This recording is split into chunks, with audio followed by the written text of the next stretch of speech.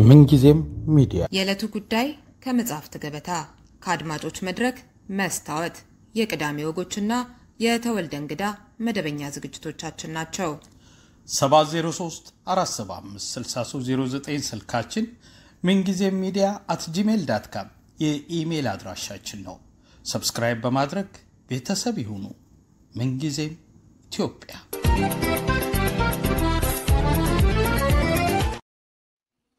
ሀገረ ካኦፒ ምዕራፍ 7 ካሊቲና ምርጫ። ሀገረ ካኦፒን ወደ መዋቅራዊ ዴሞክራሲ ለማሸጋገር የተለየ ተቋም ባያቋቁምም ፕሬዝዳንት ካሊቲ በራሱ መንገድ ህዝቡንና የውጭውን ዓለም ያስደመመ የምርጫ ዘመቻ ፉክክር እንዲጀመር አደረገ። የፖለቲካ ምህዳሩን እንከን የለሽ ሊባል በሚችል መጠን ክፍትና ነፃ አደረገው። የሀገሪቱ ህዝብም በታሪኩ ለመጀመሪያ ጊዜ የሚፈልገውን ፓርቲ እየደገፈ የአደባባይ ሰላማዊ ሰልፎችን በማካሄድ በመራጭነትና በተመራጭ እጩነት በመመዝገብ በነፃነትና በስፋት መሳተፍ ቻለ።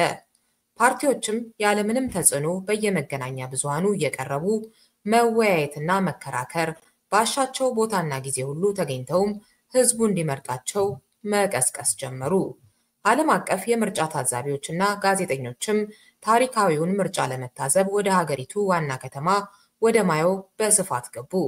ምርጫው ቃል በተገባው መሰረት ነፃና ፍትሃዊ ሆኖ ከተፈጸመም ፕሬዝዳንት ካሊቲ የዓመቱ የሰላም የኖቤል ሽልማትን ሊያሸንፍ እንደሚችል የብዙዎች ግምት ሆነ።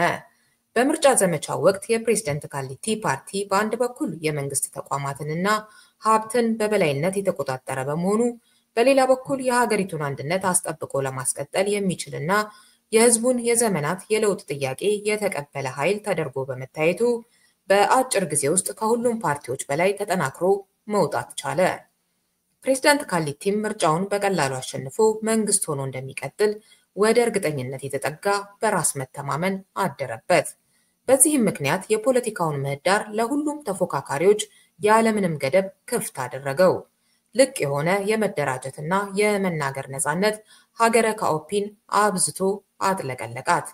ካሊቲ የለውጥ ሐዋርያ በመባል በሀገር ውስጥ ብቻ ሳይሆን በዓለም አቀፍ ሚዲያዎችም ተሞገሰ። የሊበራል ፓርቲው በተማረውና በከተሜው ህዝብ ዘንድ ከፍተኛ የህዝብ ተቀባይነት ያለውና የፓርቲው መሪም እጅግ ታዋቂና ባለዝና ሰው ስለሆነች የፕሬዝዳንት ካሊቲ ፓርቲ ዋና ተፎካካሪ እንደሚሆን ግልጽ እየሆነ መጣ። በተለይም ተቀራራቢ አመለካከት ያለን ተቃዋሚ ፓርቲዎች በምርጫው ተባብረን መቅረብ ይገባናል የሚል አጀንዳ ሊበራል ፓርቲው በስፋት ማቀንቀን በመጀመሩ ቀላል በማይባል ህዝብ ከፍተኛ ትኩረትና ድጋፍ ማግኘት ጀመረ።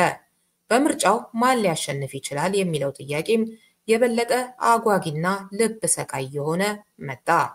በተለይም የካሊቲ ፓርቲና የሊበራል ፓርቲው ምርጫውን እንደሚያሸንፉ በእርግጠኛነት መንፈስ በየበኩላቸው መናገር ጀመሩ። ይህ ፉክክር የበዛበት ምርጫ ወደ ፍጻሜው እየተቃረበ ሲመጣ አንዳንድ ታዋቂ ዓለም አቀፍ የዴሞክራሲ ተቋማትና ሚዲያዎች የቅድመ ምርጫ የዳሰሳ ጥናት አካሄዱ። የጥናታቸው ውጤትም ያልተጠበቀ ሆኖ ብቅ አለ። በምርጫው አንድ ፓርቲ ብቻውን አብላጫ ድምፅ ሊያገኝ እንደማይችል፣ በዚህም ምክንያት የጥምር መንግስት ማቋቋም የግድ አስፈላጊ ሊሆን እንደሚችል፣ የጋራ የጥምር መንግስት ለማቋቋም ከተስማሙም ተቃዋሚዎች መንግስት የመሆን የተሻለ ዕድል እንደሚኖራቸው የሚጠቁም ሆነ። የምርጫው የድምፅ መስጫ ዕለት 15 ቀናት እስኪቀሩት ድረስ ነገሮች ያለምንም ችግር በጥሩ ሁኔታ ሲካሄዱ ታዩ። የዚህ የቅድመ ምርጫ የዳሰሳ ጥናት ውጤት ይፋ ከሆነ በኋላ ግን ያልታሰቡ ክስተቶች መታየት ጀመሩ። አንድ ምሽት ላይ ፕሬዝዳንት ካሊቲ በሀገሪቱ ቴሌቪዥን ጣቢያ ላይ ድንገት ቀርቦ ምዕራባውያን ለሊበራል ፓርቲው ከፍተኛ ገንዘብ በመመደብ የምርጫውን ውጤት ለማዛባትና የራሳቸውን አሻንጉሊት መንግስት ለማስመረጥ ሴራ እየጎነጎኑ መሆኑ ታውቋል። በዳሰሳ ጥናት ስም የምርጫውን ውጤት የሚያዛባ የተሳሳተ መረጃ ለህዝብ ማሰራጨትም ጀምረዋል። አንዳንድ ጎረቤት ሀገሮችም ተገንጣይ ኃይሎችን ደግፈው የምርጫውን ሂደት ሀገራችንን ለማዳከምና ለማፍረስ እየተጠቀሙበት መሆኑን ደርሰንበታል። ስለዚህ በምርጫ ሰበብ ሀገራችን እንዳትፈርስ ህዝቡ ነቅቶ መጠበቅ አለበት የሚል ማስጠንቀቂያ ሰጠ። በቀጠሉት ቀናትም ያልተለመደ የጸጥታ ኃይሎች ስምሪት በሀገሪቱ ከተሞች በስፋት መታየት ጀመረ። ካሊበር አናታቸው ላይ ያጠመዱ ወታደራዊ ተሽከርካሪዎች በየጎዳናው አብዝተው ሲመላለሱ ታዩ። ምን ሊከሰት ነው የሚል ከፍተኛ ስጋትና ግራ መጋባትም በህዝቡ ውስጥ ተፈጠረ። አብዛኛው ህዝብም የካሊቲን ንግግርና ስጋት ያለምንም ጥርጣሬ እውነት አድርጎ ስለወሰደው የበለጠ ከካሊቲ ጎን ለመቆምና ሀገሩን ከውጭ ኃይሎች ሴራ ለመከላከል ተነሳሳ። በቅድመ ምርጫው የግምት ውጤት ተቃዋሚዎች የማሸነፍ ዕድል ሊኖራቸው እንደሚችል ከተነገረ በኋላ የሊበራል ፓርቲው አጋር ሊሆኑ የሚችሉትንና በሐሳብ ዙሪያ የተደራጁትን ፓርቲዎች የማግባባት ስራ በስፋት ጀመረ። በዚህ ምክንያት የፕሬዝዳንት ካሊቲ መንግስት በምርጫው ልሸነፍ እችላለሁ የሚል ስጋትና ድንጋጤ የበለጠ እያደረበት መጣ። ቀደም ሲል አሳድሮት በነበረው የራስ መተማመን መዘናጋት እንደሌለበት በማመንም ተቃዋሚዎቹን ለመከፋፈልና የነሱ ደጋፊ የሆነውን ህዝብ ውዥንብር ውስጥ ለማስገባት የሚያስችለውን የተጠና ስልት መጠቀም ጀመረ። የድምጽ መስጫው ዕለት እየተቃረበ ሲመጣም ሁኔታዎች የበለጠ ስጋት ፈጣሪ እየሆኑ መጡ። የድምጽ መስጫው ዕለት 10 ቀን ሲቀረው ከዋና ዋና ተቃዋሚ ድርጅቶች ውስጥ ከውጭ ኃይሎች ጋር በድብቅ ተገናኝተው በሀገሪቱ ላይ ሲያሴሩ ደረስኩባቸው ያላቸውን 7 የተቃዋሚ ፓርቲ አመራር አባላት በቁጥጥር ስር መዋሉን የካሊቲ መንግስት አሳወቀ። የሊበራል ፓርቲው ፕሬዝዳንት ራኬሎ ሆሳ የምዕራባውያን ተልዕኮ አስፈጻሚ ናት የሚል ሰፊ የፕሮፓጋንዳ ዘመቻ ተከፈተባት። ከዓለም ባንክ ባለስልጣንነት ለቃ በምርጫው ለመሳተፍ ወደ ሀገሯ የመጣችውም የሲአይኤን ተልዕኮ ይዛ እንደሆነ ተደርጎ ተወራባት። እሷን የሚያጥላላና የምዕራባውያን ጉዳይ አስፈጻሚ አድርጎ የሚከስ የፈጠራ ዶክመንተሪ ፊልም ተሰርቶም በመንግስት ቴሌቪዥንና ሬዲዮ ጣቢያዎች በስፋት ተሰራጨ። አንድ አመሻሽ ላይም የኔ አባት በቴሌቪዥኑ መስኮት ብቅ ብሎ የውጭ ኃይሎች በሀገሪቱ የውስጥ ጉዳይ ጣልቃ በመግባት ችግር እየፈጠሩ እንደሆነና የሀገሪቱ መከላከያ ሰራዊት የሀገሪቱን ደህንነት ለማስጠበቅ በከፍተኛ ተጠንቀቅ ላይ እንደሚገኝ መግለጫ ሰጠ። የተለዩ አስጊ ሁኔታዎችን በአካባቢው ከታዘበም ህዝቡ ለሀገሪቱ የጸጥታ ተቋማት ጥቆማ በማቅረብ ትብብር እንዲያደርጉ አሳሰበ። በርካታ የተቃዋሚ ፓርቲ የምርጫ ተወዳዳሪዎችም በመንግስት የጸጥታ ኃይሎች ማስፈራራት እየተፈጸመባቸው መሆኑን በይፋ አሳወቁ። አብዛኛዎቹ የፖለቲካ ፓርቲዎችም በስልጣን ላይ ያለው መንግስት ለህዝብ የገባውን ቃል በመካድ ምርጫውን በአፈና ለማሸነፍ እየሞከረ እንደሆነ መግለጫ አወጡ። አንዳንዶቹም ድሮውንም የጋራ የሽግግር መንግስት ማቋቋም ሲገባን ወታደራዊ መንግስትን አምነን ወደ ምርጫ መግባታችን ስህተት ነበር። አሁንም የምርጫው ቀን ሊተላለፍና አስተማማኝ የሽግግር መፍትሄ ሊፈለግ ይገባል በማለት መግለጫ ሰጡ። በርካታ የውጭ መንግስታትም መንግስት ከአፈና ድርጊቱ ተቆጥቦ ምርጫውን ነፃና ፍትሃዊ ለማድረግ የገባውን ቃል እንዲያከብር ማሳሰብ ጀመሩ። የሊበራል ፓርቲው በሰጠው መግለጫ የካሊቲ መንግስት የጀመረውን የአፈናና የስም ማጥፋት ድርጊት በጥብቅ ካወገዘ በኋላ ነገር ግን የትኛውም አይነት ተጽዕኖ ቢፈጸም ፓርቲዎችና ህዝቡ በዚህ የመንግስት የሴራ ድርጊት ተደናግጠው በምርጫው ከመሳተፍ ወደ ኋላ በማለት ትግሉን የሚጎዳና መንግስትን የሚጠቅም ስህተት እንዳይሰሩ አጥብቆ አስጠነቀቀ። በምርጫው ዙሪያ የሚታየው ስጋትና የተቃውሞ ጫጫታ እየበረታ ቢመጣም የፕሬዝዳንት ካሊቲ መንግስት ግን ተጽዕኖውን አጠናክሮ ገፋበት። የድምጽ መስጫው ቀን አንድ ሳምንት ሲቀረውም ሌሎች ተጨማሪ 12 የተቃዋሚ ፓርቲ አመራሮች በተመሳሳይ ክስ በቁጥጥር ስር መዋላቸው ተገለጸ። ይህ በሆነ በማግስቱም የአንድነት ድርጅቱ የማሎኮቫ ህዝብ ነፃ አውጪ ድርጅትና ሌሎች 5 አነስተኛ ፓርቲዎች ራሳቸውን ከምርጫው ሂደት ማግለላቸውን አሳወቁ። ህዝቡ በምርጫው እንዳይሳተፍም በግልጽ መቀስቀስ ጀመሩ። የሊበራል ፓርቲው የሊኳር ህዝብ ፌዴራሊስት ንቅናቄና ሌሎች ፓርቲዎች ግን መንግስት አፈናውን እንዲያቆም ጠይቀው ነገር ግን በተጽዕኖ ውስጥም ሆኖ ቢሆን ፓርቲዎችም ሆኑ ህዝቡ በምርጫው ከመሳተፍ ወደ ኋላ እንዳይሉ በምርጫው ለመሳተፍ በስልጣን ላይ ያለውን የካሊቲ መንግስት የበለጠ የሚጠቅም እንደሚሆን በመግለጽ ተማጸኑ። ይህ የተከፋፈለ የተቃዋሚ ፓርቲዎች አቋም በህዝቡም ውስጥ የአስተሳሰብ መከፋፈል ፈጠረ። ግማሹ ህዝብ ድምጽ ለመስጠት፣ ግማሹ ደግሞ ላለመስጠት ወሰነ። የሊበራል ፓርቲው በምርጫው ለመሳተፍ በካሊቲ ወጥመድ ውስጥ መውደቅና ራስን የሚጎዳ ስህተት መሆኑን አጥብቆ ቢያሳስብም አንዳንዶቹ ፓርቲዎች ስጋቱን ሊጋሩት አልቻሉም። ፓርቲዎችና ህዝቡ በዚህ አይነቱ የአስተሳሰብ መከፋፈል ላይ ያሉ የድምጽ መስጫው ዕለት ደርሶ ምርጫው ተካሄደ። በድምጽ መስጫው ዕለት የምርጫ ካርድ ካወጣው ህዝብ ውስጥ 40 በመቶ የሚሆነው ከምርጫው ራሳቸውን ያገለሉትን ፓርቲዎች ቅስቀሳ በመቀበል ድምጽ እንዳልሰጠ ታወቀ። ድምጽ ያልሰጡት ሰዎችም አብዛኛዎቹ የተቃዋሚው ኃይል ደጋፊዎች እንደሆኑና የካሊቲ ደጋፊዎች ግን በነቂስ በመውጣት ድምፃቸውን እንደሰጡ ታወቀ። የሚያስገርመው ከምርጫው በኋላ የተሰራጨ አንድ የጥናት ውጤት እንዳሳየውም በምርጫው ዕለት ድምፅ ከሰጡት መራጮች ውስጥ 75 በመቶ የሚሆኑት ሴቶች መሆናቸው ታወቀ። ድምፅ ላለመስጠት ወስነው በቤታቸው ከዋሉት ሴቶች ውስጥ አንዷ የማሎኮቫ ነፃ አውጪ ድርጅት ደጋፊ የሆነችው የኔ እናት ነች። በምርጫው መሳተፍ ለካሊቲ መንግስት ያለ አግባብ እውቅና መስጠት ነው በሚል አስተሳሰብ እናቴ ከራሷም አልፋ ሌሎችም ወጥተው ድምፅ እንዳይሰጡ ትቀሰቅስ ነበር። ፖለቲካ ምንም የማይገባት የኔ ሚስት ጭምር እናቴን ለማስደሰት ስትል ድምፅ ሳትሰጥ ቀርታለች። እናቴ መንግስትን በመፍራት በብዛት ወጥተው ድምፅ የሰጡትና የካሊቲን መንግስት የመረጡት ሴቶች ናቸው በማለት አብዝታ ወቀሳ ታቀርብ ነበር። አባቴ በምርጫው ዕለት ድምፅ የሰጠ መሆኑን ባውቅም ማንን እንደመረጠ ብጠይቀውም መልስ ሊሰጠኝ አልፈለገም።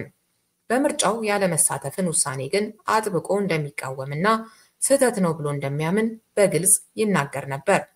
በዚህ የአቋም ልዩነታቸው ምክንያትም አባቴና እናቴ አብዝተው ተወዛግበዋል። እኔ ግን በምርጫው መሳተፍ አስፈላጊ መሆኑን ከማመኔም በላይ የሊበራል ፓርቲው አቋም የተሻለ መስሎ ስለታየኝ ድምፄን የሰጠሁት ለሊበራል ፓርቲው ነው። ይሁንና የሀገሪቱን ፖለቲካ በተመለከተ በአባቴና በእናቴ መካከል እየተጠናከረ የመጣውን ቅራኔና አለመግባባት ስታዘብ ምርጫውን እንደ መፍትሄ አማራጭ ሳይሆን እንደ አንድ ከፋፋይ ሂደት እንዳየው አድርጎኛል። ከ40 ዓመት በላይ በሚያስቀና ትዳር በፍቅር አብረው የኖሩትን አባትና እናቴን ሰላም የነሳና የከፋፈለ ምርጫ ሀገሪቱን ወደ በጎ አቅጣጫ ያስገባታል ብዬ ለማመንም ተቸገርኩ። በድምፅ መስጫው ቀን አመሻሽ ላይ ከምርጫ ኮሚሽኑ ቀድሞ ፕሬዝዳንት ካሊቲ በሰጠው ጋዜጣዊ መግለጫ ምርጫው ያለምንም ችግር በሰላም ሲካሄድ እንደዋለ እና እሱ የሚመራው ብሔራዊ ኮንግረስ ፓርቲም 55 በመቶ የፓርላማ መቀመጫ በማግኘት ምርጫውን እንዳሸነፈ አሳወቀ። ለሀገሪቱ ደህንነት ሲባልም ከዚያ ዕለት ጀምሮ ለመጪዎቹ 3 ወራት በሀገሪቱ ምንም አይነት የአደባባይ ስብሰባና ሰልፍ ማካሄድ መከልከሉን አወጀ።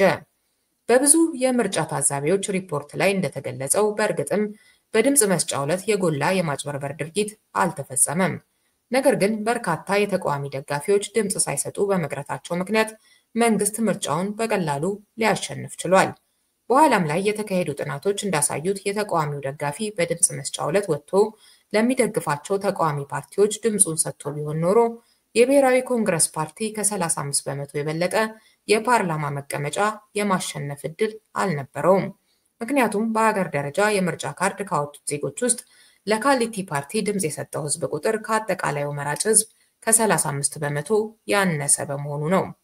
ካሊቲ ተቃዋሚዎቹንና ደጋፊዎቻቸውን ወደ ተሳሳተ አቋም ለመግፋት የተጠቀመበት ስልት በቀላሉ ስለሰራለት የድምፅ መስጠቱን ሂደት ማጭበርበር ሳያስፈልገው አብላጫ ድምፅ ያገኘ አሸናፊ ይሆናል በሚለው የሀገሪቱ የምርጫ ስርዓት መሰረት በአናሳ ድምፅ ምርጫውን በቀላሉ ለማሸነፍ በቃ። ሶስቱ ፓርቲዎች አስቀድመው ራሳቸውን ከምርጫው ባያገሉና የምርጫ ካርድ ያወጣው ህዝብ በሙሉ ድምፅ ሰጥቶ ቢሆን ኖሮ ግን የካሊቲ ፓርቲ አብላጫ መቀመጫ የማሸነፍ ዕድል አልነበረውም። በምርጫው ማግስት ሁሉም ተቃዋሚ ፓርቲዎች በምርጫው ዋዜማ የተፈጸሙትን ህገወጥ ድርጊቶች በመዘርዘር የምርጫው ውጤት ውድቅ እንዲደረግና ድጋሚ ምርጫ እንዲካሄድ ጠየቁ። መንግስት ይህንን ጥያቄ ካልተቀበለም ህዝቡ በአደባባይ ወጥቶ ተቃውሞውን እንዲገልጽ ጥሪ ያቀረቡ። የምርጫ ታዛቢዎች በበኩላቸው በቅድመ ምርጫው ወቅት የምርጫውን ሂደት ያወኩ ህገወጥ ድርጊቶች በመንግስት በኩል መፈጸማቸውን አጋለጡ። ነገር ግን የድምፅ መስጫው ዕለት ያለምንም ችግር በነፃነትና በሰላም እንደተካሄደ አሳወቁ። የፕሬዝዳንት ካሊቲ መንግስትም የውጭ ጠላት ተላላኪ የሆኑ ተቃዋሚዎች በምርጫ ያጡትን ስልጣን በህገወጥ አመፅና ግርግር በአቋራጭ ለማግኘት የሚያደርጉትን ሙከራ የማይታገስና የማያዳግም ህግ የማስከበር እርምጃ እንደሚወስድ አስጠነቀቀ። እየታየ ባለው የፖለቲካ ውጥረት ስጋት ያደረባቸው የውጭ መንግስታት እና ድርጅቶችም በበኩላቸው በቅድመ ምርጫው የታዩ ተጽዕኖዎች ተገቢ እንዳልነበሩ ገልጸው በአጠቃላይ ግን ሀገሪቱ ለመጀመሪያ ጊዜ ባካሄደችው በዚህ ምርጫ የተገኘው ውጤት አበረታች በመሆኑ ሁሉም ኃይሎች ከግጭት ተግባር እንዲቆጠቡና የምርጫውን ውጤት በጸጋ እንዲቀበሉ ተማጸኑ። የተጀመረውን የዲሞክራሲ ሂደትን በተረጋጋ ሁኔታ ማስቀጠል አስፈላጊ እንደሆነ አጥብቀው አሳሰቡ። በመንግስት በኩልም የፖለቲካ እስረኞችን እንዲፈታና ከማንኛውም የሰብአዊ መብት ጥሰት እንዲቆጠብ ጠየቁ። የሊበራል ፓርቲው በበኩሉ የመንግስትን ህገወጥና ኢሰብአዊ ድርጊት ማውገዝና መታገሉ ተጠናክሮ መቀጠል እንዳለበት ገልጾ ነገር ግን በዚህ የመጀመሪያ ምርጫ ተቃዋሚዎች 45% ድምፅ ማግኘታችን በራሱ አበረታች ውጤት ነውና ይህንን ውጤት አስጠብቆ ማስቀጠል በሚያስችል ጥንቃቄ ከኃይል አማራጭ የጸዳ ሰላማዊ ትግልን ልናካሂድ ይገባል በማለት አሳሰበ። በካሊቲ መንግስት በመታለሉ የተበሳጨው ህዝብ ግን የትኛውንም አይነት የማረጋጋት ምክር የመስማት ፍላጎት አልነበረውም። ምርጫው በተጠናቀቀ በአራተኛው ቀን ምርጫው ይደገም የሚል መፈክር ይዞና የመንግስትን ክልከላ ጥሶ በየከተሞቹ አደባባይ ለተቃውሞ በገፍ ወጣ። የመንግስት የጸጥታ ኃይሎች በመጀመሪያዎቹ 2 ቀናት በዱላ በአስለቃሽ ጭስና በጎማ ጥይት ሰልፈኛውን ለመቋቋምና ለመበተን ሞከሩ። ከ3 ቀን በኋላ የህዝቡን አመጽ መቋቋም ሲሳናቸው ግን በገፍ እያፈሱ ማሰርና በሰው ላይ ጥይት መተኮስ ጀመሩ። ለ15 ተከታታይ ቀናት በተካሄደው አመጽም ከ30 ሺህ በላይ ሰው ሲታሰር ከ120 በላይ ዜጎች አይተኬ ህይወታቸውን አጡ። ሀገሪቱ እረፍታታ በአመጹ በመናጥ በታሪኳ አይታው ማታውቀውን የፖለቲካ ቀውስ አስተናገደች። ሀገረ ካኦፒ ከምርጫው በፊት ከነበረችበት ሁኔታ በባሰ የፖለቲካ ቀውስ ውስጥ ገባች። የፕሬዝዳንት ካሊቲ መንግስት ከወታደራዊ ኃይሉ ጋር የረጅም ጊዜ ትስስር ስለነበረው በቀላሉ ለህዝቡ አመጽ የሚንበረከክ አልሆነም። የተለያዩ ስልቶችን እየቀየሰ አመጹን በሂደት የማዳከም ስራ ሰራ። ተቃዋሚዎቹና የሚደግፋቸው ህዝብ ግን ለእንዲህ አይነቱ የአመጽ ትግል ልምድ አልነበራቸውም። ትግሉን የሚመሩት የፖለቲካ ድርጅቶችም አዲስ ከመሆናቸውም በላይ እንዲህ አይነት የህዝብ ትግል የመምራት ልምድና ዝግጅት ስላልነበራቸው የመንግስትን የኃይል እርምጃ መቋቋም አልቻሉም። በመካከላቸውም የተፈጠረ የሐሳብም ሆነ የድርጅት የትግል ትብብር አልነበረም። ህዝቡ ያለው ዝቅተኛ የንቃተ ህሊና ደረጃም ከተከፋፈለው የፓርቲዎቹ አቋም መካከል የትኛው ትክክልና ጠቃሚ እንደሆነ ለይቶ ለማወቅ አላስቻለውም። ስለዚህ የህዝቡ አመጽ በስሜት እንጂ በተቀናጀ በተጠናና በበቂ ዝግጅት የሚካሄድ ስላልነበር በሂደት እየተዳከመ መጣ። ከ20 ቀናት በኋላም ወታደራዊ ኃይሉ ሁሉን ነገር በቁጥጥሩ ስር ማዋል ቻለ። አብዛኛዎቹ የተቃዋሚ ፓርቲዎች አመራሮችም በየተራ እየታደኑ ታሰሩ። በተፈጠረው የፖለቲካ ቀውስ ምክንያት ሀገረ ካኦፒ በታሪኳ አይታው በማታውቀው መጠን የዓለምን ትኩረት ሳበች። ታዋቂ ዓለም አቀፍ መገናኛ ብዙሃን የየዕለቱ ወሬያቸው ስለ ሀገረ ካኦፒ ህዝብ አመጽና መንግስት እየፈጸመው ስላለው የሰብአዊ መብት ጥሰት ሆነ። በሰላማዊ አመጽ ላይ የተሳተፉ 120 ሰዎች በመንግስት ተገደሉ መባሉ ዓለምን ያስደነገጠ ዜና ሆነ። የውጭ መንግስታትና ዓለም አቀፍ ድርጅቶችም መንግስት ያልተመጣጠነ የኃይል እርምጃ መውሰዱን እንዲያቆም፣ የፖለቲካ እስረኞችን በአስቸኳይ እንዲፈታና የተፈጸሙ የሰብአዊ መብት ጥሰቶች እና ግድያዎችም በገለልተኛ አካል ተጣርተው ጥፋተኞች በህግ ተጠያቂ እንዲሆኑ ጥሪ ያቀረቡ። ነገር ግን ሀገረ ካኦፒ ከውጭ እርዳታና ብድር ጥገኝነት ነፃ የሆነች ሀገር በመሆኗ ምክንያት የምዕራባውያኑ ተጽዕኖ የካሊቲን መንግስት እምብዛም የሚያስጨንቀው አልሆነም። የፕሬዝዳንት ካሊቲ መንግስት የአመጽ እንቅስቃሴውን በቁጥጥሩ ስር መዋሉን ካረጋገጠ በኋላ ሀገሪቱን የማረጋጋት ስራ መስራት ጀመረ። እስረኞችን ፈታ፣ ተፈጽሟል የተባለውን የሰብአዊ መብት ጥሰት የሚያጣራ አንድ ኮሚሽን ማቋቋሙንም ይፋ አደረገ። ሀገሪቱን ከውጭ ኃይሎች ጣልቃ ገብነት ለመጠበቅ በሚል ሰበብም በሀገሪቱ የታወጀው የአስቸኳይ ጊዜ አዋጅ ለተጨማሪ 6 ወራት እንደሚራዘም አሳወቀ። ምርጫው ከተጠናቀቀ ከ1 ወር በኋላም በምርጫው ውጤት መሰረት አዲስ ፓርላማና መንግስት በሀገሪቱ ተቋቋመ። ካሊቲም የመጀመሪያው የሀገሪቱ ጠቅላይ ሚኒስትር ሆኖ በፓርላማው ተመረጠ። መንግስትም ሀገረ ካኦፒ በታሪኳ ለመጀመሪያ ጊዜ በህዝብ የተመረጠ መንግስት ባለቤት ሆነች የሚል ፕሮፓጋንዳ በስፋት ማሰራጨት ጀመረ። ጠቅላይ ሚኒስትር ካሊቲም የበርካታ የውጭ መንግስታት የእንኳን ደስ አለ መልእክት ጎረፈለት። በመጀመሪያው የፓርላማ ንግግሩም ሀገረ ካኦፒን ከእንግዲህ ከዲሞክራሲና ከብልጽግና ጉዞዋ ሊገታት የሚችል ምንም አይነት ምድራዊ ኃይል እንደሌለ፣ ይህ እውን እንዲሆን ግን ህዝቡ ሀገሩን ከውጭ መንግስታት ጣልቃ ገብነት ነቅቶ መጠበቅ እንዳለበትና ተቃዋሚዎችም የውጭ ኃይሎች መጠቀሚያና ተላላኪ ከመሆን እንዲቆጠቡ አሳሰበ። ካሊቲ በተቃዋሚዎቹ ላይ በተደጋጋሚ ለሚያቀርበው የውጭ ኃይል ተላላኪነት ክስ ተጨባጭ መረጃ አቅርቦ የማያውቅ ቢሆንም ውንጀላውን የሚያቀርበው ግን ሁልጊዜም በከፍተኛ የእርግጠኝነት ስሜት ውስጥ ሆኖ ነበር። ፓርላማው ሲቋቋም ተቃዋሚዎች በምርጫ ካሸነፉት 45 በመቶ መቀመጫ ውስጥ 20 በመቶውን ያሸነፈው የሊበራል ፓርቲና ሌሎች 5 በመቶ መቀመጫዎችን ያሸነፉ አናሳ ፓርቲዎች ብቻ መቀመጫቸውን ተረከቡ። ቀሪውን 20 በመቶ መቀመጫ ያሸነፉት ፓርቲዎች ግን ለተቋቋመው መንግስት እውቅና ልንሰጠው አይገባም በሚል ፓርላማ ሳይገቡ ቀሩ። እነዚህ ፓርላማ አንገባም ያሉ ፓርቲዎች በህዝቡና አዲስ በተቋቋሙት የግል መገናኛ ብዙሃን ዘንድ እንደ ሐቀኛና ጀግና በመቆጠር ተወደሱ። ፓርላማ የገቡት ደግሞ እንደ ፈሪና ከሃዲ ተቆጥረው ተወገዙ። ውዳሴውም ሆነ ውግዘቱ በዋናነት የሚመራውም ከፓርቲዎች በላይ ነፃ ናቸው በሚባሉት የግል መገናኛ ብዙሃንና በውጭ ሀገራት በሚኖሩ የሀገረ ካኦፒ ተወላጆች ሆነ። በተለይ የማህበራዊ ሚዲያው መስፋፋት ጽንፈኛ አመለካከትን በፍጥነት በህዝብ ውስጥ ለማስፋፋት ምቹ ሁኔታን ፈጠረ። ፓርላማው ከተቋቋመም በኋላ ሀገረ ካኦፒ አንጻራዊ መረጋጋት የሰፈነባት ብትመስልም ሰላሟ ግን ብዙም መሰንበት አልቻለም። የተፈጠረው የፖለቲካ ቀውስ የተረጋጋው በውይይትና በድርድር ሳይሆን በአፈና ስለሆነ የህዝቡ ብሶትና ተቃውሞ ውስጥ ውስጡን እየተንተከተከ መቀጠሉ አልቀረም። ምዕራፍ 8 የውድቀት ጅማሮ። ፓርላማው ተቋቁሞ ስራ ከጀመረ በኋላ ከሊበራል ፓርቲው ውጭ ያሉት የሶስቱ ትልልቅ ፓርቲዎች አመራሮች ወደ ጎረቤት ሀገራት ተሰደው መውጣታቸው ተሰማ።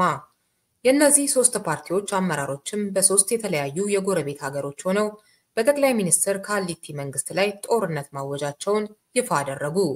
ህዝቡ ትግላቸውን በመቀላቀል ድጋፍ እንዲሰጣቸውም ጥሪ ያቀረቡ። መንግስትን በጦርነት ከስልጣን ለማውረድም ከ6 ወር በላይ ጊዜ እንደማይወስድባቸው አሳወቁ። በካሊቲ መንግስት ተግደናል ብለው ያመኑት የሀገሪቱ ወጣቶችም በመፈንቅለ መንግስት ለስልጣን የበቃን ወታደራዊ ኃይል በጠመንጃ እንጂ በምርጫና በሰላማዊ ትግል ማሸነፍ አይቻልም ብለው በማመን ከሀገሪቱ እየወጡ የትጥቅ ትግሉን በገፍ መቀላቀል ጀመሩ።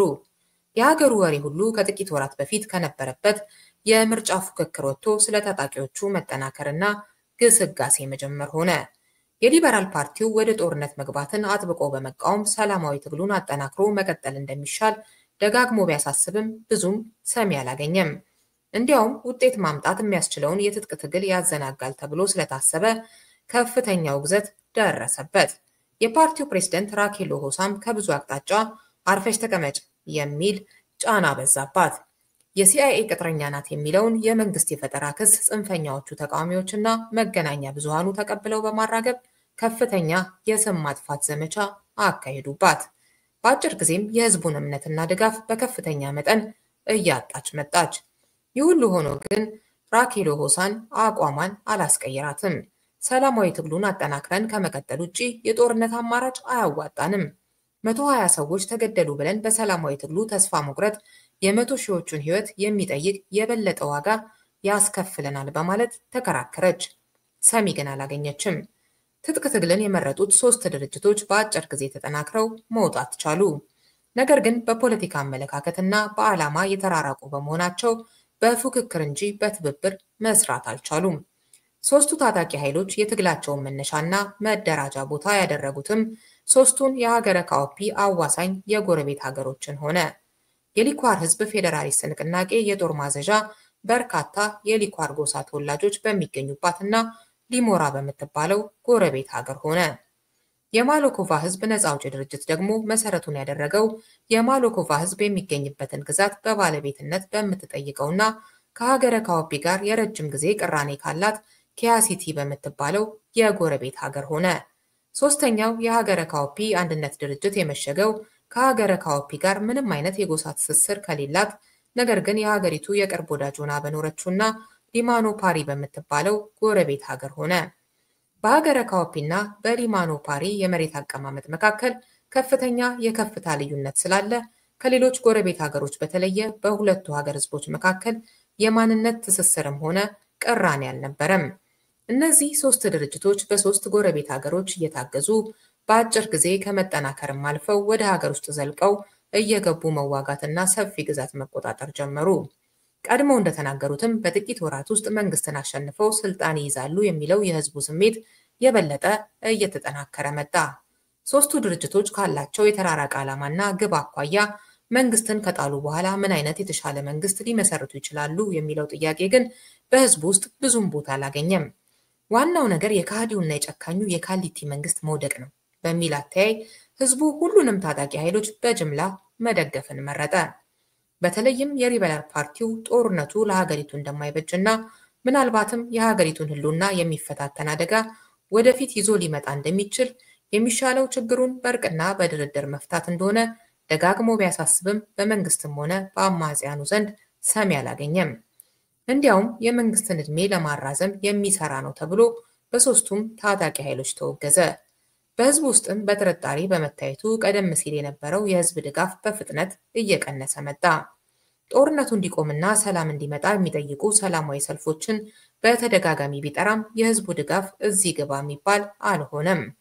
በሂደትም የራሱ አባላትና ደጋፊዎች ሳይቀሩ እየተዉት የትጥቅ ትግል የሚያካሂዱትን ታጣቂ ኃይሎች መቀላቀል ጀመሩ።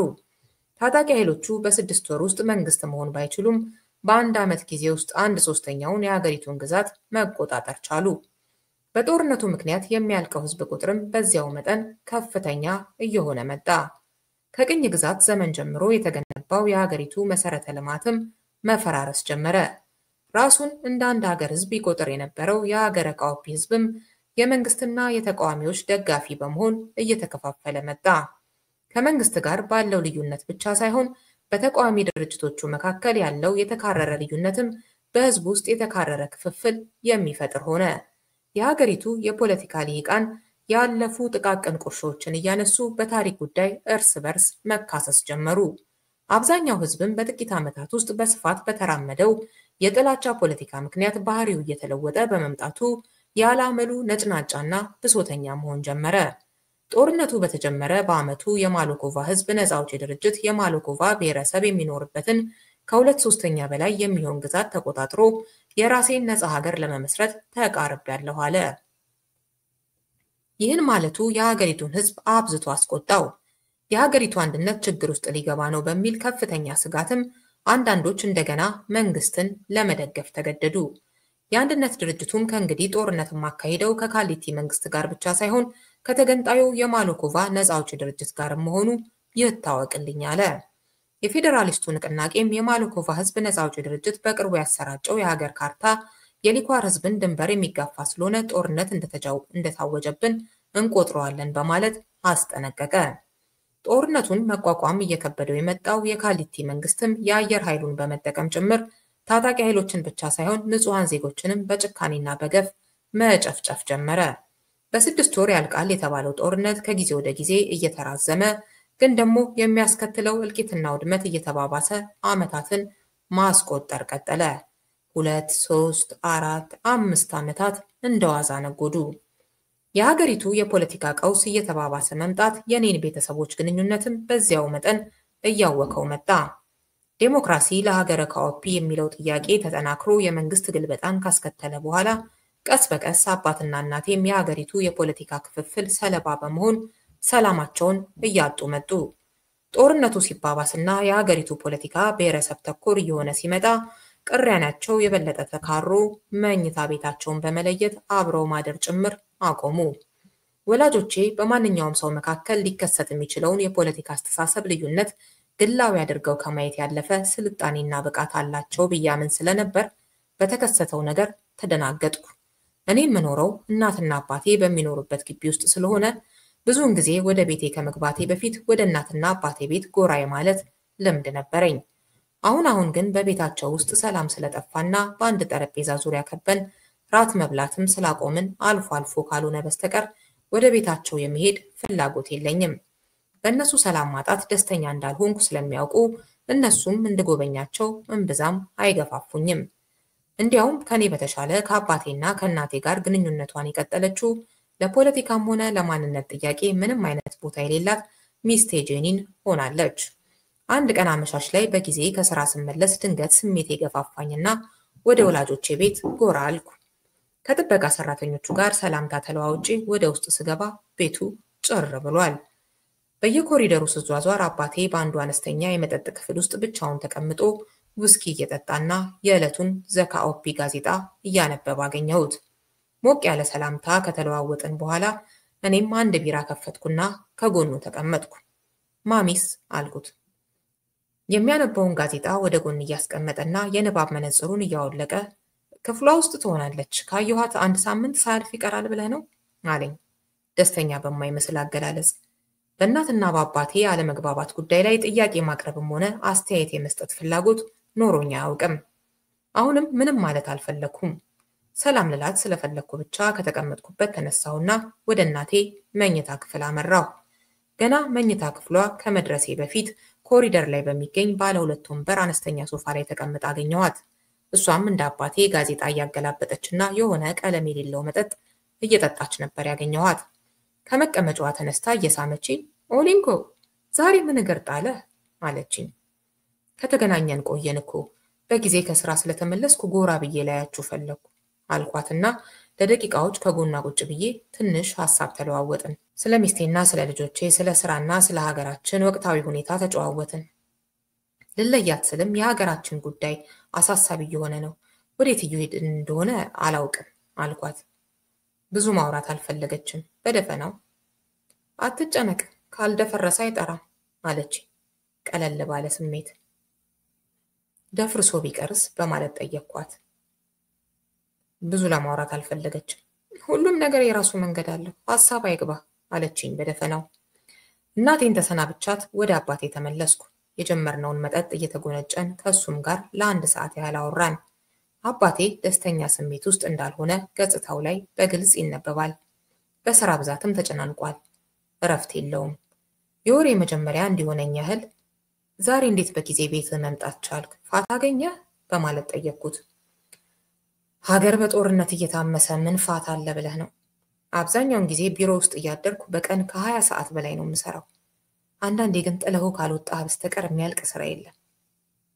በውጥረት ትፈነዳለህ። ትንሽ ከራሴ ጋር ማውራት ፈለግኩና በጊዜ ከቢሮ ወጥቼ ወደ ቤት መጣሁ አለኝ።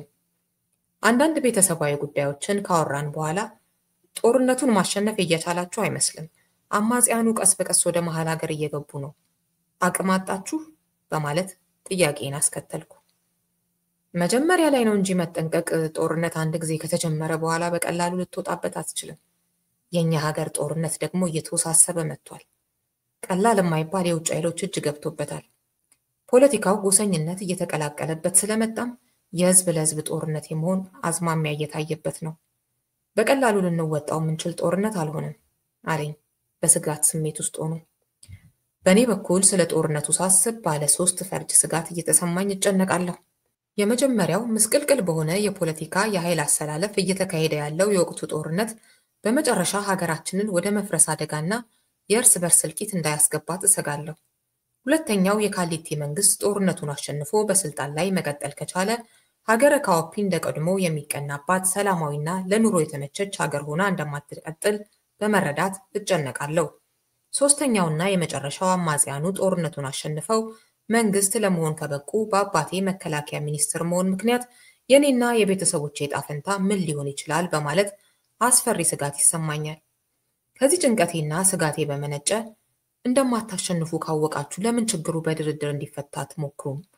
ህዝብ በከንቱ ከሚያልቅ የሀገር ሀብት ከሚወድም ሰላማዊ አማራጭን ማሰብ አይሻልም? በማለት ጠየቅኩት። አባቴ ከያዘው ውስኪ ደጋግሞ ከተጎነጨ በኋላ ወደ ጣራው አሻቅቦ እያየ ከሰላማዊ ድርድር ውጪ ጦርነቱ ሌላ መፍትሄ የለውም። ነገር ግን ካሊቲ በህይወት እና በስልጣን ላይ እስካለ ድረስ በዚች ሀገር ሰላማዊ መፍትሄ ሊመጣ አይችልም። የሚታሰብ አይደለም አለኝ ተስፋ በቆረጠ መንፈስ። ለምንድን ነው ካሊቲ ሰላማዊ መፍትሄን የማይቀበለው? ህዝብ ሲያልቅና ሀገር ሲፈርስ ዝም ተብሎ ይታያል እንዴ? ጦርነቱ በዚህ ከቀጠለ የሱስ ስልጣን አደጋ ላይ መውደቁ መች ይቀራል? እውነት ነው። ጦርነቱ በዚህ ከቀጠለ እንኳንስ የሱ ስልጣን አጠቃላይ የህዝቡና የሀገሪቱም ህልውና አደጋ ውስጥ ነው የሚወድቀው። ግን ካሊቲ ደንታው አይደለም። ለካሊቲ ስልጣኑ ከራሱና ከቤተሰቦቹ ህይወት ከህዝብና ከሀገር ህልውና ጭምር በላይ ነው። የስልጣን ጥም ያሳበደው ጨካኝና ደንቆሮ ሰው ነው። የካሊቲን አይነት በስልጣን ጥም ያበደን ሰው ጦርነቱ ለራሱ ስልጣንና ህይወትም አደጋ ይዞ እንደሚመጣ በምክንያታዊ ክርክር ማሳመን አትችልም። አንተ የሚታይ አደጋ ለካሊቲ ፈጽሞ ሊታየው አይችልም። እሱ በራሱ የቅዠት ዓለም ውስጥ የሚኖር ሰው ነው። በህይወት እስካለው ድረስ የሀገሪቱ ብቸኛ መሪ እኔ ነኝ በማለት ራሱን አሳምኗል አለኝ በንዴት። አባቴ በዚህ መጠን ካሊቲን ሲተቸው ስሰማ ተገረምኩ።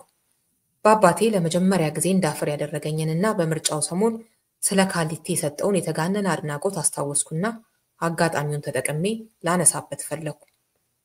አባባ አልኩት ፈራ ተባ እያልኩ፣ አንድ ነገር ልጠይቅህ እፈልጋለሁ። ስለ ካሊቲ ያለ እውነተኛ መረዳት ይህ ከሆነ ለምንድን ነው የምርጫው ሰሞን ስለ እሱ እንደዛ አይነት የማይገባ አስተያየት ቴሌቪዥን ላይ ወጥተህ የሰጠኸው? አልኩት ፈርጠም ብዬ። ምን ነበር ያልኩት? በማለት እኔኑ መልሶ ጠየቀኝ ፈገግ እያለ። ረሳኸው? በመገረም ጠየቅኩት። ኦሊንጎ፣ ሳታምንበት ወይም በውሸት የተናገርከውን ነገር እኮ በቀላሉ ትረሳዋለህ። አስታውሰኝ፣ ምን ነበር ያልኩት? አለኝ በድጋሚ ቀልዴን አይደለም በሚል አይነት ስሜት። እንዲህ አባባ፣ ሊረሳ የሚችል ንግግር እኮ አይደለም የተናገርከው። ካሊቲን እጅግ አዋቂና ሀገር ወዳድ መሪ እንደሆነ አድርገህ ነው የገለጽከው። እውነቱን ልንገርህ፣ በሕይወቴ ለመጀመሪያ ጊዜ በአንተ በአባቴ እንደዚያ ቀን ሀፍረት ተሰምቶኝ አያውቅም። አሁን ደግሞ የምትነግረኝ ሙሉ በሙሉ ተቃራኒ ነገር ነው። ይህ እኮ ያሳደገኝና የማውቀው የአባቴ ባህሪ አይደለም አልኩት በድፍረት። አባቴ ፈጥኖ መልስ አልሰጠኝም። ጥቂት ሰከንዶችን በዝምታ አሳለፈ።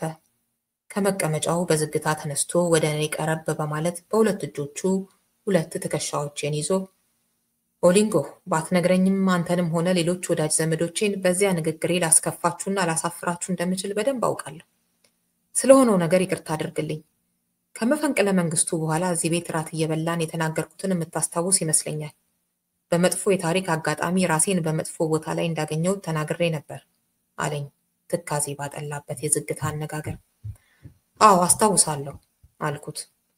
ስለዚህ አሁን ያለሁበት ስልጣን ላይ እስከቀጠልኩ ድረስ ስለ ካሊቲ እንደዚያ ብዬ ከመናገር ውጪ ሌላ አማራጭ የለኝም። የህልውና ጉዳይ ስለሆነ ወደፊትም ተመሳሳይ ነገር ልናገር እንደምችል መጠበቅ አለብህ። በእርግጥ ለራሴም ሆነ ለእናንተ ሞራል ፈታኝ እንደሆነ አውቃለሁ። ግን የህልውና ጉዳይ ስለሆነ ለጊዜው ሌላ አማራጭ የለኝም አለኝ ከፍተኛ የቁጭትና የጸጸት ስሜት ውስጥ ሆኖ። ቀስ ብዬ ኃላፊነቴን ለመልቀቅ እሞክራለሁ ብለህን ነበር እኮ፣ እሱን ማድረግ አይቻልም አልኩት በጭንቀት መንፈስ። እሱን እያሰብኩበት ነው፣ ግን እስካሁን ውሳኔ ላይ አልደረስኩም። ለምን ከበደ? ከዚህ በኋላ በዚህ አይነት ስልጣን መቆየት ምን ይጠቅምሃል? ለእኔ ቀላል ውሳኔ አይደለም። የግል ደህንነቴ ብቻ ሳይሆን የሀገሪቱና የህዝቡ ሁሉናም ያሳስበኛል።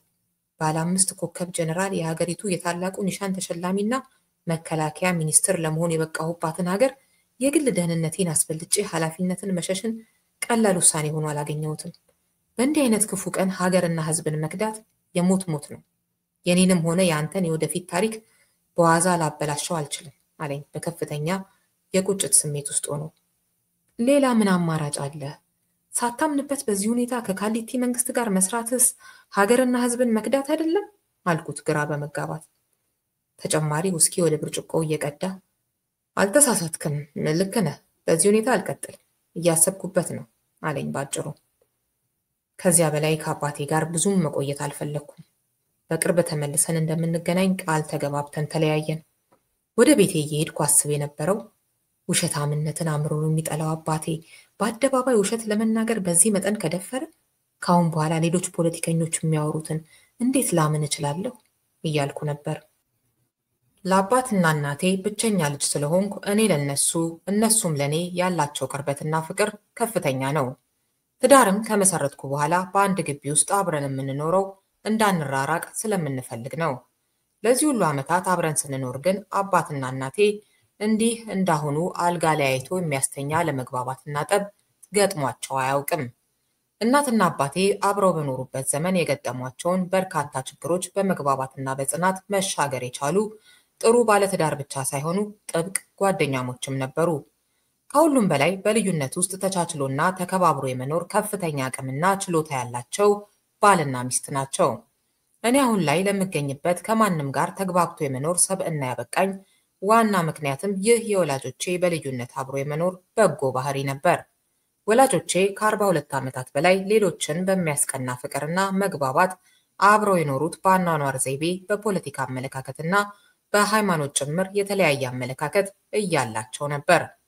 እናቴ ሰው ምን ይለኛል ሳትል በራሷ ምርጫና ፍላጎት ሕይወትን የምትኖር ሰው ስትሆን፣ አባቴ ግን እሱ ባያምንበትም እንኳ በይሉኝታ ከሌሎች ጋር ተመሳስሎ መኖርን የሚመርጥ ሰው ነው። በፖለቲካ አመለካከት ረገድም እናቴ አብዮተኝነትን የምትወድና ግራ ዘመም ርዕዮት የሚማርካት ስትሆን፣ በተቃራኒው አባቴ በአዝጋሚ የመሻሻል ለውጥ የሚያምንና በብዙ ጉዳዮች ላይ የወግ አጥባቂነት ዝንባሌ ያለው ሰው ነው። ከሁሉም በላይ ለብዙ ባለትዳሮች አብሮ መኖር እንቅፋት በሚሆነው በሃይማኖት ጉዳይ ሳይቀር አባትና እናቴ የተለያዩ ናቸው። አባቴ ራሱን ጥሩ ክርስቲያን አድርጎ የሚያይ የካቶሊክ ሃይማኖት ተከታይ ሲሆን፣ እናቴ ግን ከአንድ ፈጣሪ ወይም ከራቆ መኖር ውጪ በማንኛውም ነገር ማታምን የማሎኮቫ ጥንታዊ እምነት ተከታይ ነች። በተለምዶ እኔ ራሴን እንደ ካቶሊክ ክርስቲያን የምቆጥር ብሆንም የማሎኮቫዎች እምነት አብዝቶ የሚመስጠኝ ሰው ነኝ። ማሎኮቫዎች ራቆ ብለው የሚጠሩት ሊታይ ሊዳሰስና በስዕልም ሆነ በቃላት ሊገለጽ የማይችል አንድ የዓለም ፈጣሪና ተቆጣጣሪ አምላክ አለ ብለው ያምናሉ። ከዚያ ውጭ ግን የሰው ልጅ ከየት መጣ፣ ከሞተስ በኋላ ወዴት ይሄዳል የሚለውን ጥያቄ መልስ ሊያውቀው የሚችለው ራሱ ፈጣሪ ሆነው ራቆ እንጂ እኛ ፍጡራን የሆነው ሰዎች አይደለንም ብለው ያምናሉ። ራቆ የሰው ባህሪ የሌለው የዓለም ሁሉ ፈጣሪና ገዢ ስለሆነ በጸሎትም ሆነ በቅዳሴ ውለታ እንዲፈጸምም ሆነ ይቅርታ እንዲያደርግ ሊጠየቅም ሆነ ሊወደስ አይገባውም ባይ ናቸው። ሊጠየቅ ሊወደስና ሊፈራ የሚገባው የሰው ልጅ እንጂ ፈጣሪ አይደለም ብለው ያምናሉ። በዚህ ምክንያት ማሎኮቫዎች መጾምና መጸለይ አያውቁም። የጋራ የአምልኮ ስፍራም የላቸውም። ማሎኮቫዎች ማንኛውንም ነገር የምናስበው ራቆ በፈጠረልን ነፃ አእምሮ ስለሆነ አንድ ነገር ጥሩና ትክክል የሚሆነው እያንዳንዳችን ተገቢና ጠቃሚ ነው ብለን ባመንበትና ባሻን መንገድ መኖር ስንችል ነው ይላሉ። ማሎኮቫዎች ከዚህ እምነታቸው ጋር በተያያዘ የማንንም ሃይማኖት ስህተት ነው ብለው አይተቹም፣ አይቃወሙም። የራሳቸውን እምነትም ትክክል ነው ብለው ሌሎችን ለማስተማርና ለማሳመን አይሞክሩም። የማሎኮቫዎችን እምነት በጽሑፍ ማሰራጨትም ክልክል ነው። በአጭሩ ሃይማኖት የግል ነው በሚለው አመለካከት ከልብ የሚያምኑ ናቸው። ማሎኮቫዎችን ከሁሉም በላይ ልዩ የሚያደርጋቸው ሞትን በሚመለከት ያላቸው ፍልስፍና ነው። ሰውን ሰው ያደረገው ሞት ነው የሚል አመለካከት ስላላቸው ሞትን በማሞገስና እንደ ጥሩ ነገር በጸጋ በመቀበል ይታወቃሉ። እንድንሰራ፣ እንድንወዳደር፣ እንድንበላና እንድንጠጣ፣ ተስፋና ምኞት እንዲኖረን፣ በጎ ሰዎች እንድንሆን፣ በአጠቃላይ ሕይወትን ትርጉም ሰጥተነው እንድንኖር የሚያደርገን ሞት ስለሆነ የራቆ ትልቁ ፈጠራና ስጦታ ሞት ነው ብለው ያምናሉ። ማሎኮቫዎች ለሞት ያላቸውን ክብርና አድናቆት ለመግለጽ ሲሉም በቤታቸው ውስጥ በሚገኝ በግልጽ የሚታይ ግድግዳ ላይ ሲሞቱ የሚከፈኑበትን ጨርቅ ሰቅለው ያስቀምጣሉ። በየቀኑ ሟች መሆናችንን ማስታወስ ለሕይወታችን ስኬታማነት እጅግ ጠቃሚ ግብዓት ነው ይላሉ። እናቴም በመኝታ ቤቷ ግድግዳ ላይ መከፈኛዋን ሰቅላለች። ከዚህ ፍልስፍናቸው ጋር በተያያዘ ማሎኮቫዎች ሰው ሲሞት በደስታ ይሸኙታል እንጂ አያለቅሱም። የሚቀበሩትም በግቢያቸው ውስጥ ወይም በመኖሪያ ቤታቸው አጠገብ ነው። በአጠቃላይ ማሎኮቫዎች ፈጣሪን በሰው መልክና ባህሪ መግለጽም ሆነ ራስን በፈጣሪ ቦታ ተክቶ የሰው ልጅ እንዴት እንደተፈጠረና ከሞት በኋላ ወዴት እንደሚሄድ አውቃለሁ ብሎ መፍረድ ስህተት ነው ባይ ናቸው። የሰው ልጅ እንኳንስ ስለ ፈጣሪው ፍላጎትና ውሳኔ ስለ ራሱ ምንነት ያለው እውቀት እጅግ ኢምንት ነው ባይ ናቸው። በዚህም ምክንያት አናውቅም የሚለው ቃል ሰፊው የእምነታቸው ምዕራፍ ነው። ማሎኮቫዎች በስጋ ዝምድና አያምኑም። የቅርበትና የርቀት ጉዳይ ካልሆነ በስተቀር የዓለም ሕዝብ ሁሉ ዘመድ አዝማድ ነው ብለው ያምናሉ። ይህ አመለካከታቸውን በሰው ልጅ እኩልነት ላይ ጠንካራ እምነት እንዲኖራቸው አስችሏቸዋል። እንኳንስ የሰው ልጅ እንስሳትም እንደኛው በራቆ የተፈጠሩ ወገኖቻችን ናቸው ብለው ስለሚያምኑ ወተትና እንቁላል ከመመገብ ባለፈ ስጋ አይበሉም። የኔ እናት አይነቶቹ የማሎኮቫ ተወላጆች ከተማ ገብተው ዘመናዊ ኑሮ ሲኖሩና ከሌላ ጎሳ ተወላጅ ጋር ሲጋቡ ሕጋዊ ጋብቻ የሚፈጽሙ ቢሆንም ማሎኮቫዎች ግን በጋብቻ አያምኑም። ወሲብና መውለድ እንጂ ጋብቻ ተፈጥሮ አይደለም ብለው ስለሚያምኑ ሕጋዊም ሆነ ባህላዊ ጋብቻ አይፈጽሙም። እናትና አባቴ በብዙ ጉዳዮች የተራራቀ ማንነት ባላቸው ወላጆች አድገውና ሰፊ ልዩነት በመካከላቸው እያለም አብረው ሲኖሩ በሐሳብ ልዩነት አንድም ቀን ተኮራርፈው እንደሚያውቁ አላስታውስም። የሰው ልጆች ሊሞቱለት እንደሚችሉ የሚነገርለት የሃይማኖት ጉዳይ እንኳ ለእናትና ለአባቴ ያለመግባባት ምክንያት ሆኖባቸው አያውቅም። አባቴም ሃይማኖቱን ለእናቴም ሆነ ለእኔ በፍጹም ለመስበክ ሞክሮ አያውቅም። እናቴም የምትከተለው እምነት ስህተት እንደሆነ ከክርስቲያኖች ትችት ሲገጥማት እኔ እምነቴን የወረስኩት ከአያት ቅድመ አያቶቼ ነው፣ እናንተ ግን ሃይማኖታችሁን የወረሳችሁት ከቅኝ ገዢዎቻችሁ ነው በማለት ከመመለስ ባለፈ ዝርዝር ጉዳይ ውስጥ ገብታ ለመከራከር አትሞክርም። እንደዚህ በሰፊ ልዩነት ውስጥ ተቻችለውና ተከባብረው በመኖር ያሳደጉኝ እነዚህ ቤተሰቦች አሁን ላይ ከብሔረሰብ ፖለቲካ ጋር በተያያዘ በመካከላቸው በተፈጠረ ቅራኔ ምክንያት አልጋቸውን ለይተው ለማደር ጭምር መገደዳቸው እንቆቅልሽ ሆነብኝ። የብሔረሰብ ጉዳይ ከሌሎች የማንነት ልዩነቶች በበለጠ ምን ያህል በሰዎች ልብ ውስጥ ቦታ ቢኖረው ነው እናትና አባቴን በዚህ መጠን የከፋፈላቸው የሚለው ጥያቄ በአእምሮዬ እየተመላለሰ የበለጠ ቆጠቆጠኝ። እስካሁን ለዚህ ጥያቄ መልስ ለማግኘት ባደረኩት ሙከራ ለመረዳት የቻልኩት እናቴም አባቴም ልክ መሆናቸውን ነው። የአባቴን የማንነት ስነ ልቦና የሁላችንም መገለጫ አድርጌ ሳይመኖሬ ስህተት መሆኑን አሁን እየተገነዘብኩ መጥቻለሁ። ከቅርብ ጊዜ ወዲህ መገንዘብ የቻልኩት እናትና አባቴ ከመጋባታቸው በፊት በተለያየ የማንነት ስነ ልቦና ተቀርጸው ያደጉ ሁለት ሰዎች መሆናቸውን ነው። ከዚህ ስነ ልቦና የመነጨው ልዩነት እውቅና ሰጥቶና ተቻችሎ ከመኖር ውጪ አንዳቸው ሌላቸውን ለማሳመን የሚችሉበት እድል እንደሌለ ተረድቻለሁ። እኔም ሆንኩ ሀገረ ካኦፒ ለገጠመን የወቅቱ ከማንነት ጋር የተያያዘ ችግር ከዚህ የተለየ መፍትሄና ምርጫ ያለን አልመሰለኝም። ማንም ሰው ስለ ራሱ ማንነት ከራሱ በላይ ማንም ሊያውቅለት ሆነ ሊወስንለት እንደማይችል ከልብ ያምኛለሁ።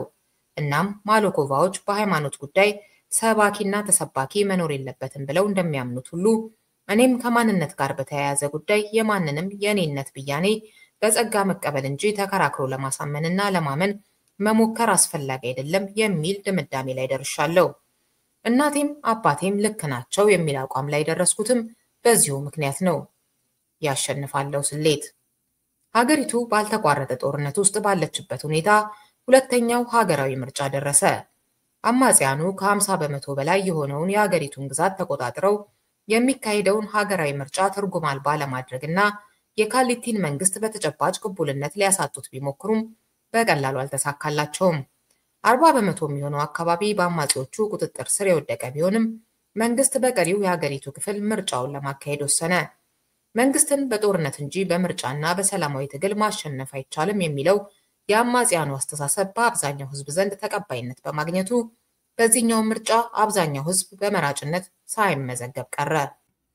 የሊበራል ፓርቲውና ጥቂት ተቃዋሚ ፓርቲዎች ምርጫው ነፃና ፍትሃዊ እንደማይሆን አስቀድሞ የሚታወቅ ቢሆንም ህዝቡ በመራጭነት ተመዝግቦ የምርጫ ካርድ እንዲይዝ አጥብቀው አሳሰቡ። ምርጫ አንድ ከፍተኛ የትግል መድረክ ስለሆነም ተቃዋሚ ፓርቲዎች በሙሉ አቅማቸው ወደ ምርጫው ገብተው እንዲሳተፉና ሂደቱን ትግሉን ለማጠናከር እንዲጠቀሙበት ጥሪ ያቀረቡ። የአገዛዙ አፈና ከቀጠለና ምርጫውን ማዕቀብ አስፈላጊ ሆኖ ከተገኘም በቅድሚያ የህዝቡ የምርጫ ካርድ ይዞ መገኘት አስፈላጊ እንደሆነ ተናገሩ። ሂደቱን ገምግሞ አንድ ቦታ ላይ ምርጫውን ማዕቀብ ጠቃሚ ሆኖ ከተገኘም የበለጠ ትርጉም የሚኖረው የፓርቲዎቹ አለመሳተፍ ሳይሆን ተወዳዳሪዎቹ ፓርቲዎችና የምርጫ ካርድ በእጁ የያዘው መራጩ ህዝብ በጋራ ምርጫውን ማዕቀብ ሲችሉ እንደሆነ በመግለጽ ፓርቲዎችና ህዝቡ በምርጫው እንዲሳተፉ ለመቀስቀስ ሞከሩ። በተቃዋሚዎችም ሆነ በህዝብ ዘንድ ግን ጩኸታቸው አድማጭ አላገኘም። በዚህም ምክንያት በሁለተኛው ሀገራዊ ምርጫ የምርጫ ካርድ ያወጣው ህዝብ ቁጥር ከመጀመሪያው ምርጫ በግማሽ ያነሰ ሆነ። መንግስትም ምንም አይነት ተጽዕኖ መፍጠር ሳያስፈልገው ምርጫው በነፃነት እንዲካሄድ አደረገ። አስቀድመው የምርጫ ካርድ ያወጡት በአብዛኛው የመንግስት ደጋፊዎች ስለሆኑ መንግስት በምርጫው ሂደት ላይ ምንም አይነት ማጭበርበር ሳያስፈልገው ምርጫውን 94 በመቶ አሸነፈ። ሊበራል ፓርቲው 5 በመቶ፣ ሌላ አንድ ተቃዋሚ ፓርቲ ቀሪውን 1 በመቶ መቀመጫ አገኙ። ይህ 94 በመቶ አሸነፍኩ የሚባልበት የምርጫ ውጤት ምርጫው ያለ ፉክክር የተካሄደ መሆኑን ማሳያ ነው የሚል ሰፊ ትችት ቀረበበት። የካሊቲ የብሔራዊ ኮንግረስ ፓርቲ ግን የምርጫው ውጤት የሀገረ ካኦፒ ህዝብ በብዙሃን ፓርቲ ሳይሆን በአንድ ጠንካራ አውራ ፓርቲ የመመራት ፍላጎት ያለው መሆኑን የገለጸበት ምርጫ ነው በማለት ተመጻደቀ። መንግስት ያለምንም እንከን የተካሄደ ታሪካዊ ምርጫን እንዳሸነፈ በመግለጽ የያዘውን ስልጣን በቀላሉ ለሌላ 5 ዓመታት ማራዘም ቻለ። የምርጫው ታዛቢዎችም ተቃዋሚዎች በብዛት ያልተሳተፉበት አነስተኛ የመራጮች ቁጥር የታየበት ነገር ግን ያለምንም የጎላ ችግር የተካሄደ ነፃ ምርጫ ነው በማለት የምርጫውን ሂደት አሞካሹት። ጠቅላይ ሚኒስትር ካሊቲም በውጭ መንግስታት የተለመደ የእንኳን ደስ አለ መግለጫ ታጅቦ እንደገና ለሌላ 5 ዓመት ሀገሪቱን በጠቅላይ ሚኒስትርነት እንዲመራ ተመረጠ። መንግስት በዚህ መጠን ምርጫውን አሸነፈ መባሉ ጦርነቱን የበለጠ አባባሰው። በህዝቡ መካከል ያለው መከፋፈልና ጥላቻም የበለጠ ተካረረ። ከጦርነቱም በተጨማሪ የሽብርተኝነት ድርጊት በሀገሪቱ የተለያዩ አካባቢዎች መፈጸም ጀመረ። ሰዎች በብዛት በሚሰባሰቡባቸው ቦታዎች ፈንጂዎች እየተወረወሩ ህዝቡ የዕለት ተዕለት ሰላሙን እያጣ መጣ። ለግል ጥቅም ሲባል የሚፈጸም ዘረፋና አፈናም ተስፋፋ። ጦርነቱ ከሚካሄድበት አካባቢ የሚፈናቀሉ ሰዎችም ወደ ከተሞች በብዛት እየተሰደዱ ገቡ። ከጊዜ ወደ ጊዜ አካባቢያዊ ግጭቶች እየተስፋፉ የጭካኔ ግድያዎችም እየተበራከቱ መጡ። ሰውን ከገደሉ በኋላ አካሉን በስለት ቆራርጦ መጣል፣ የሰውን አስክሬን በሞተር ሳይክልና በመኪና እየጎተቱ በከተማ መሃል ማሳየት፣ ሰውን በቁሙ በእሳት ማቃጠል፣ የገደሉትን ሰው አስክሬን አውሬ እንዲበላው በየጫካው መጣል፣ ሴት ልጆችን በጭካኔ መድፈርና ማሰቃየት የመሳሰሉ የጭካኔ ድርጊቶች የተለመዱ የዕለት ተዕለት ዜናዎች ሆኑ። ህዝቡ በሂደት ሞትን ብቻ ሳይሆን የጭካኔ አገዳደልን መስማትና ማየትን ጭምር እየተለማመደው መጣ። ስለ ሀገረ ካኦፒ ህዝብ ሰላም ወዳድነት፣ ጨዋነት፣ ሀገርና አንድነት አፍቃሪነት ሲወራ የኖረው በጎ ነገር ሁሉ ባዶ ተረት ሆነ። በሀገሪቱ ያሉ የውጭና የሀገር ውስጥ አልሚዎች ሀገሪቱን እየለቀቁ ወጡ። ወደ ሀገሪቱ ይጎርፉ የነበሩ ጎብኚዎችም መምጣት አቆሙ። ፋብሪካዎች እየተዘጉ ስራ አጥነት በከፍተኛ መጠን አደገ። ሙስናና የኮንትሮባንድ ንግድ በዚያው መጠን ተስፋፋ። ከፍተኛ የዋጋ ግሽበትና የኑሮ ውድነት ተከሰተ። የህዝቡን ድጋፍ ሳያገኙ በመቅረታቸው ውጤታማ ሳይሆኑ ቢቀሩም የሀገሪቱ የጭነት ተሽከርካሪዎችና የባቡር ሹፌሮች፣ ፓይለቶችና መርከበኞች ተከታታይ የሥራ ማቆም አድማ መቱ። የሀገሪቱ የተማረ የሰው ኃይልም የተሻለ ኑሮ ፍለጋ ወደ ውጭ ሀገራት በገፍ መሰደድ ጀመረ። ጦርነቱ ወደ 10ኛው ዓመት እየተቃረበ ሲመጣ የመንግስት ህግ የማስከበር አቅም የበለጠ ተዳከመ። ስርዓት አልበኝነት በከፍተኛ መጠን ተስፋፋ። ሀገሪቱ በታሪኳ አይታው ወደማታውቅ የኢኮኖሚ ቀውስና የእርስ በርስ ጦርነት ገባች። የውጭ ኃይሎች ጦርነቱ በሰላማዊ ድርድር እንዲፈታ የሚያደርጉት ጥረትም ሰሚ አጣ። መንግስትም ሆነ ሌሎቹ ተፋላሚዎች የጦርነቱ የመጨረሻ አሸናፊ እነሱ እንደሚሆኑ በየበኩላቸው በማሰብ ጦርነቱን ለማስቀጠል እንጂ ችግሩን በሰላም ለመፍታት ፈቃደኛ መሆን አልቻሉም። ጠመንጃ ይዞ መዋጋትም የፖለቲከኞች ብቻ ሳይሆን የብዙ የጎበዝ አለቆች መተዳደሪያ ስራ እየሆነ መጣ። በርካታ የሀገሪቱ መከላከያ ሰራዊት አባላትም መንግስትን እየከዱ አማጽያኑን መቀላቀል ጀመሩ። ከአማጽያኑ በተጨማሪ ራሳቸውን በአካባቢያዊ ማንነት ያደራጁ ታጣቂዎች በተለያዩ የሀገሪቱ ክፍሎች በስፋት ተፈጠሩ። በጦርነቱ ሂደት በርካታ ዓለም አቀፍ የጦርነት ወንጀሎችና የሰብአዊ መብት ጥሰቶች ተፈጸሙ። መንግስትም ሆነ የተቃዋሚ ኃይሎች በወንጀል ድርጊት እጃቸው መግባቱም የወደፊት ተጠያቂነትን በመፍራት ማሸነፍን ብቸኛ ውጤት አድርገው እንዲያስቡ በማድረግ ለሰላም ድርድር መኖር የበለጠ እንቅፋት እየሆነ መጣ። በአጠቃላይ እስካሁን በተካሄደው ጦርነት ወደ 2 ሚሊዮን የሚጠጋ ህዝብ ሲሰደድ ግማሽ ሚሊዮን የሚጠጋ የሀገሪቱ ህዝብ ህይወቱን አጣ። የሀገሪቱ መሰረተ ልማት እንዳልነበር ሆኖ ፈራረሰ። ያቺ በሰላሟና በሀብቷ ዓለም ይቀናባት የነበረች ሀገረ ካኦፒ ከ10 ዓመት የእርስ በርስ ጦርነት በኋላ የመኖር ያለመኖር የህልውና ጥያቄ ውስጥ ወደቀች። በሰላማዊ ትግል 120 ሰው በመሞቱ ከጫፍ ጫፍ የተንጫጫው ዓለምም ግማሽ ሚሊዮን የሚጠጋ ህዝብ በእርስ በርስ ጦርነት ሲያልቅ ግን ከንፈርን ከመምጠጥ ያለፈ ትኩረት ሊሰጥ አልቻለም። 120 ሰው በመገደሉ ምክንያት ሰላማዊ ትግል በሀገሪቱ እንደማይሰራ ተረጋግጧል ይሉ የነበሩ አማጽያን ግማሽ ሚሊዮን የሚጠጋ ህዝብ በጦርነት ማለቁን ካዩም በኋላ ግን ጦርነት እንደማይሰራ ተረጋግጧል ሊሉ አልቻሉም። በተለመደው የእኛ እናሸንፋለን ስሜት ጦርነቱን መቀጠል መረጡ። ምዕራፍ 9 የግንቦት ማኒፌስቶ። ጦርነቱ በሰላም ድርድር እንዲቋጭ ጥረት አድርጎ ያልተሳካለት የሊበራል ፓርቲው ሀገሪቱ ወደ ህልውና ጥፋት እየሄደች እንደሆነ ከፍተኛ ስጋት አደረበት። የፓርቲው ፕሬዝዳንት ራኬል ሎሆሳ የተኩስ ማቆም ስምምነት እንዲፈረምና ሁሉንም የፖለቲካ ኃይሎች ያካተተ ጊዜያዊ የሽግግር መንግስት እንዲቋቋም ጥሪ ያቀረበች። ተፋላሚዎቹ የሽግግር መንግስት ጥያቄን የምንቀበለው መንግስት ስልጣኑን ለቆ በህግ ተጠያቂ ሲሆን ብቻ ነው በማለት ቅድመ ሁኔታ ሲያስቀምጡ፣ መንግስት በበኩሉ በምርጫ የተመረጠ ህጋዊ መንግስት ስለሆንኩ የሽግግር መንግስት የሚባል ህገ ወጥ ጥያቄን ፈጽሞ አልቀበልም፣ ከፈለጉ አማጽያኑ ትጥቃቸውን ፈተውና የደህንነት ዋስትና ተሰጥቷቸው ወደ ሰላማዊ ሂደት ሊገቡ ይችላሉ የሚል ሐሳብ አቀረበ። በእነዚህ ሁለቱ ጽንፍ የያዙ ኃይሎች ያልተገባ ፉክክር ሀገሪቱ ማንም አሸናፊ ኃይል ሳይኖራት ልትፈርስ ትችላለች የሚል ስጋት ያደረበት ሊበራል ፓርቲው ህዝቡ ከመንግስትና ከታጣቂ ኃይሎቹ መፍትሄ ከመጠበቅ ይልቅ ራሱን የመፍትሄ አካል አድርጎ በማየት የተጠናከረ ሰላማዊ ትግል እንዲያካሂድ መማፀን ጀመረ። የሊበራል ፓርቲውን ተማጽኖ የሚሰማው ህዝብም እኛ ምን ልናደርግ እንችላለን? በባዶ እጃችን እስከ አፍንጫው የታጠቀን አገዛዝ በሰላም እንዴት መታገል እንችላለን? ምን አድርጉ ነው የምትሉን? በማለት የሊበራል ፓርቲውን አመራሮች ሞገተ። የሊበራል ፓርቲው ፕሬዝዳንት ራኬል ሎሆሳ ህዝቡ መፍትሄ ከመንግስትና ከታጣቂዎቹ ኃይሎች ከመጠበቅ ይልቅ በሰላማዊ ህዝባዊ እምቢተኝነት ትግል ለውጥ ማምጣት እንደሚቻል ከልቡ ካመነ በአጭር ጊዜና በቀላል መስዋዕትነት መንግስት የሽግግር መንግስት ጥያቄን እንዲቀበል ማስገደድና ሀገሪቱን ከህልውና ጥፋት መታደግ ይቻላል የሚል ሐሳብ ይዛ መጣች። በአግባቡ ካዳመጣችሁንና እምነት ሰጥታችሁ ከተከተላችሁንም እንዲህ አይነቱን ትግል ለመምራትና ለውጤት አብቅተን ለማሳየት በሊበራል ፓርቲ በኩል ዝግጁ ነን በማለት ተከራከረች። ህዝቡ ግን የሊበራል ፓርቲውን አስተሳሰብ በቀላሉ ሊረዳው አልቻለም፣ ሊቀበለውም አልፈለገም። በሰላማዊ ትግል አምባገነን መንግስትን እንዴት ማሸነፍ ይቻላል የሚለው ጥያቄ ባልተቋረጠ ሁኔታ ደጋግሞ የሚነሳ ሆነ። የሊበራል ፓርቲው በደፈናው ይቻላል ከማለት ይልቅ እንዴት እንደሚቻል ሐሳቡን በሰነድ በዝርዝር አዘጋጅቶ ማሳየትና ማሳመን እንዳለበት አመነ። ከዚህ እምነቱ በመነጨም በ45 ቀናት ውስጥ እንዴት ውጤታማ ሰላማዊ ህዝባዊ እምቢተኝነት ማካሄድና የካሊቲን መንግስት ለሰላማዊ መፍትሄ ማንበርከክ እንደሚቻል የግንቦት ማኒፌስቶ በሚል ርዕስ የሚከተለውን ሰነድ አዘጋጅቶ ለህዝቡ አሰራጨ። የግንቦት ማኒፌስቶ መግቢያ። ሀገረ ካኦፒ በ60 ዓመታት የሀገርነት ታሪኳ አይታው ማታውቅ አስቸጋሪ የህልውና አደጋ ላይ ወድቃለች። ሀገራችንና ህዝባችን ከዚህ የህልውና አደጋ ተርፈው መቀጠል የሚችሉት የእርስ በርስ ጦርነቱ ቆሞ ሰላም ሲሰፍን ብቻ ነው።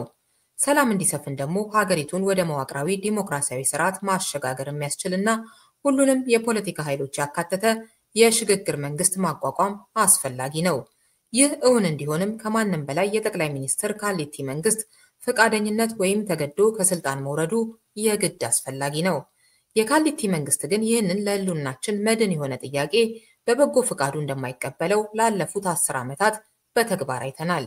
ስለሆነም የካሊቲ መንግስት ወዶ ሳይሆን በሰላማዊ ህዝባዊ እምቢተኝነት ትግል ተገዶ ይህንን ጥያቄ እንዲቀበል ማድረግ ይቻላል፣ ይገባልን ብለን እናምናለን።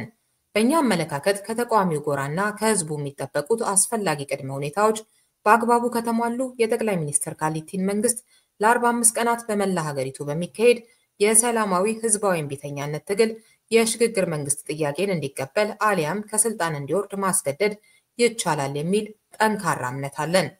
በአግባቡ ከተጠቀምንበትም ህዝቡና ሀገሪቱ የሚገኙበት የወቅቱ ሁለንተናዊ ቀውስ አገዛዝ አንበርክክ የሆነ ሰላማዊ ህዝባዊ እምቢተኝነት ለማካሄድ ከበቂ በላይ የሚያስችልና ከመቼውም ጊዜ የተሻለ ምቹ ሁኔታ ፈጥሯል።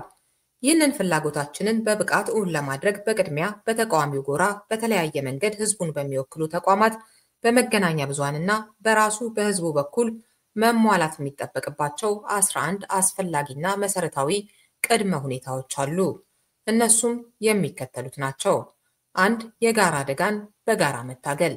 ለሰላማዊ ህዝባዊ እምቢተኛነት ትግል ውጤታማ መሆን ሰፊ ማዕቀፍ ያለው ትብብር አስቀድሞ መፍጠር ወሳኝ ቅድመ ሁኔታ ነው። ሀገረ ካኦፒ ዛሬ ላይ የገጠማት ችግር ሁሉንም የሀገሪቱን ህዝብ የሚመለከት የህልውና አደጋ ነው። በቀጥታም ሆነ በተዘዋዋሪ አደጋው የማይነካውና የማይመለከተው ዜጋና ህብረተሰብ የለም።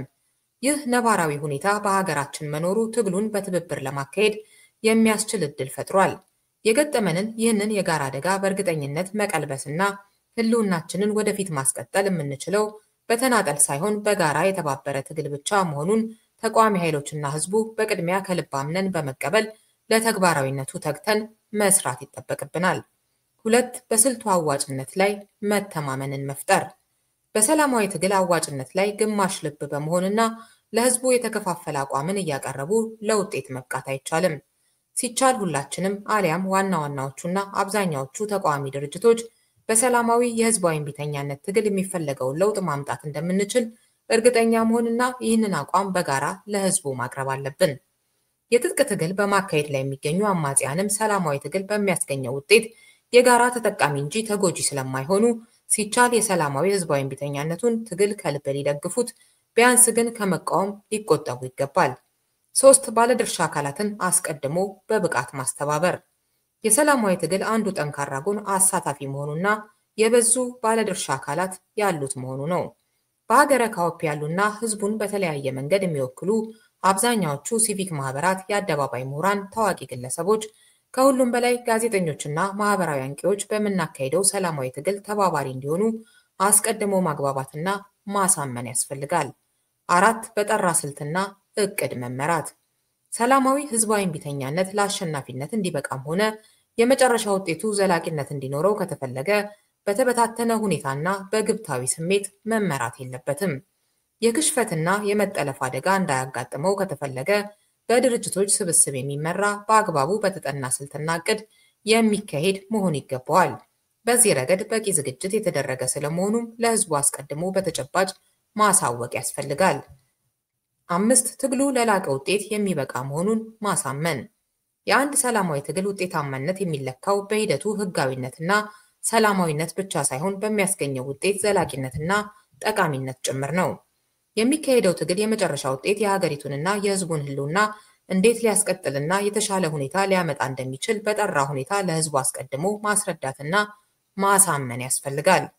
6. ለስርዓቱ አካላት አማራጭ ዕድልን አለመንፈግ። ለአንድ ሰላማዊ ትግል ውጤታማነት ጠላትን መቀነስና ወዳጅን ማብዛት ወይም ጠላትነትን ወደ ወዳጅነት መቀየር መቻል ጠቃሚ ስልት ነው። የካሊቲ መንግስትና አጋሮቹ የኃይል እርምጃ መውሰድን አቁመው የህዝቡን የሽግግር መንግስት ጥያቄ በጸጋ ለመቀበል ፈቃደኛ ከሆኑ በሚቋቋመው የሽግግር መንግስት እንደ አንድ ፓርቲ ተሳታፊ መሆን እንደሚችሉ አቋም መያዝና ይህንንም በግልጽ ማሳወቅ ያስፈልጋል። 7. የተጠያቂነት ስጋት እንቅፋት እንዳይሆን ማድረግ። በወንጀል እጃቸው የተነካካ ባለስልጣናት ለሰላማዊ ትግል ውጤታማነት እንቅፋት የመሆን ዕድላቸው ሰፊ ነው። ይህንን ተግዳሮት ግምት ውስጥ በማስገባት እስካሁን ድረስ በሀገራችን በተካሄዱ ግጭቶች በወንጀል ተግባር ተሳታፊ የሆኑ ሰዎች ተጠያቂ የሚሆኑበት የሽግግር ጊዜ ፍትህ እንደሚካሄድ፣ ተጠያቂነቱ ግን ከበቀል መንፈስ በጸዳና በሀገሪቱ ዘላቂ እርቀ ሰላምን ለማስፈን በሚያስችል አግባብ እንደሚፈጸም አስቀድሞ መግባባት መፍጠር ያስፈልጋል። 8. በራስ ፍቃድ ከሰላማዊነት አለማፈግፈግ። ሰላማዊ ትግል ለድል መብቃት የሚችለው በተመቸ ጊዜ ብቻ ሳይሆን በከፍተኛ ተጽዕኖና ጥቃት ውስጥ ሆነን ለስልቱ በሚኖረን ጽናትና ታማኝነት ነው። የሚካሄደው ሰላማዊ ህዝባዊ እምቢተኛነት በህገ ወጥ መንገድ በመንግስት የሚፈጸምን ክልከላ ወይም ከጸጥታ ኃይሎች የሚሰነዘርን የኃይል ጥቃት ለመከላከል ከመቻል ባለፈ ፈጽሞ ሰላማዊ በሆነ መንገድ ብቻ የሚካሄድ መሆኑን ከልብ ማመንና ማሳመን ያስፈልጋል። 9. ሳያሸንፉ አለመቆምን ማረጋገጥ። በሰላማዊ ህዝባዊ እምቢተኛነት ህዝቡ በብቃት ሊሳተፍና መስዋዕትነት ሊከፍል የሚችለው ትግሉ መሃል መንገድ ላይ እንደማይኮላሽ እርግጠኛ ሲሆን ነው። ስለሆነም የሚካሄደው የሰላማዊ ህዝባዊ እምቢተኛነት ትግል አንድ ጊዜ ከተጀመረ በኋላ ሊቆም የሚችለው አሸናፊ መሆን ሲቻል ብቻ እንደሆነ አስቀድሞ መተማመንና ህዝቡን ማሳመን ያስፈልጋል። 10. የማይነጥፍ አመራርን መፍጠር። የሰላማዊ ህዝባዊ እምቢተኛነቱ ትግል በትግሉ አመራሮች ላይ በሚደርስ ተጽዕኖና አደጋ የሚጨናገፍ መሆን የለበትም። የሰላማዊ ህዝባዊ እምቢተኛነት ትግሉን በተተኪነት የሚመሩ አብዛሃ የአመራር ጠገጎችን ማቋቋም ያስፈልጋል። በአንድ በኩል ተቀማጭነታቸው በሀገር ውስጥ ሆኖ ትግሉን በተለያየ የአደረጃጀት እርከን በግልጽና በህቡ የሚመሩ፣ በሌላ በኩል በሀገር ውስጥ ያሉ አመራሮች በአፈና በእስራትና በግድያ ምክንያት ትግሉን መምራት የማይችሉበት ሁኔታ ቢፈጠር ተቀማጭነታቸውን በውጭ ሀገራት አድርገው የሀገር ውስጡን አመራር ተክተው መስራት የሚችሉ ተተካኪ የአመራር እርከኖችን አስቀድሞ ማዘጋጀት ያስፈልጋል። በተጨማሪም የአመራር ሰጭነቱን ሚና ሲቪክ ማህበራትና ህብረተሰቡን በተለያየ መስክ የሚወክሉ አካላት በስፋት እንዲጋሩት ማድረግ አስፈላጊ ይሆናል። 11. በቂ የተሳታፊነትን መጠን መፍጠር። አንድ የሰላማዊ ህዝባዊ እምቢተኛነት ትግል ለድል መብቃት የሚችለው በስልቱ ባመኑበት ሰዎች መጠን ሳይሆን በተግባር የትግሉ ተሳታፊ ለመሆንና የሚጠይቀውን ዋጋ ለመክፈል በወሰኑ ዜጎች መጠን ነው። በትግሉ ተሳትፎ ለማድረግ የወሰኑ ዜጎች ቁጥር በጣም አነስተኛ መሆን የለበትም። የግድም አብዛኛው ህዝብ ተሳታፊ መሆን አይጠበቅበትም። በመስኩ የተካሄዱ ጥናቶች እንደሚያሳዩት ከአጠቃላዩ ህዝብ ከ3.5 በመቶ በላይ የሚሆነው ህዝብ በትግሉ ከተሳተፈ ሰላማዊ ህዝባዊ አመጾች ውጤታማ የመሆን ዕድላቸው ሰፊ ነው። 5 በመቶ የሚሆነው ህዝብ የሚሳተፍባቸውን አመጾች ግን ማንኛውም አይነት አምባገነናዊ ኃይል ሊቋቋማቸው እንደማይችል ጥናቶች ያሳያሉ። ስለሆነም ትግሉን በእርግጠኝነት ለድል ለማብቃት 5 በመቶ የሆነው ህዝብ የትግሉ የተግባር ተሳታፊ እንዲሆን የሚያስችል ጥረትና ዝግጅት አስቀድሞ ማካሄድ ያስፈልጋል። ከዚህ በላይ የተዘረዘሩትን ቅድመ ሁኔታዎች አስቀድሞ ማሳካት የግድ አስፈላጊ የሚሆነው መጨረሻ ላይ ይህንን ያህል የተሳታፊዎች መጠን እንዲኖርና ትግሉን በአስተማማኝ ሁኔታ አሸናፊ ማድረግ የግድ አስፈላጊ ስለሚሆን ነው። ከሁሉም በላይ አድካሚና አስቸጋሪ የሚሆነው ረጅም ጊዜም ሊወስድብን የሚችለው ስራ በእነዚህ 11 ቅድመ ሁኔታዎች ዙሪያ መግባባትና መስማማት መፍጠር ነው። የትግሉን ደረጃ የፖለቲካ አመራሮች ሲታሰሩ፣ የፓርቲ ቢሮዎች ሲዘጉ ወይም ጥቂት ሰዎች በመቀጣጫነት ሲገደሉ አብሮ ወደማያከትም አስተማማኝ ህዝባዊ ትግልነት ማሸጋገር የሚቻለው በቅድሚያ በእነዚህ ቅድመ ሁኔታዎች ላይ በቂ ዝግጅት በማድረግ ነው።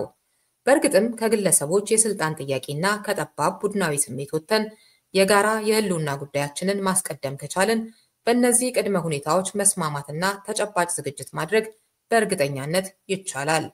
አሁን ላይ ከምንገኝበት ግላዊና ጠባብ ቡድናዊ ስሜት መላቀቅ የማንችል ከሆነ ግን ችግሮቹ የመቀጠል ብቻ ሳይሆን በመጨረሻም ህልውናችንን አደጋ ላይ የመጣላቸው ዕድል እጅግ ሰፊ ይሆናል። ከነዚህ ቅድመ ሁኔታዎች ውስጥ አንዱም እንኳ ሳይሳካ ቢቀር የታሰበውን የሰላማዊ እምቢተኛነት ትግል ውጤታማነት ሊያሰናክለው ይችላል። በቅድመ ሁኔታዎቹ ላይ ሙሉ በሙሉ ስምምነት ከተፈጠረና ተቃዋሚ ፓርቲዎች፣ ሲቪክ ማህበራት፣ የሀገሪቱ አብዛኛው ምሁራንና በተለይም መገናኛ ብዙሃን ባልተከፋፈለ ድምፅ ሰላማዊ ህዝባዊ እምቢተኛነቱን ደግፈው ከቆሙ ግን የህዝቡን መስዋዕትነት በእጅጉ በሚቀንስ ስልት በ45 ቀናት ውስጥ የታሰበውን ውጤት በእርግጠኛነት ማሳካት ይቻላል። የቱንም ያህል ጊዜ ወስደንና ጥረት አድርገን 11ዱን ቅድመ ሁኔታዎች በብቃት ካሳካን የህዝቡን ትግል መቋቋም የሚችል ምንም አይነት ምድራዊ ኃይል አይኖርም።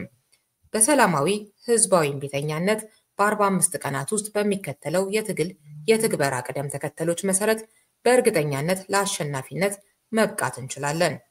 የወር ቀጠሮ።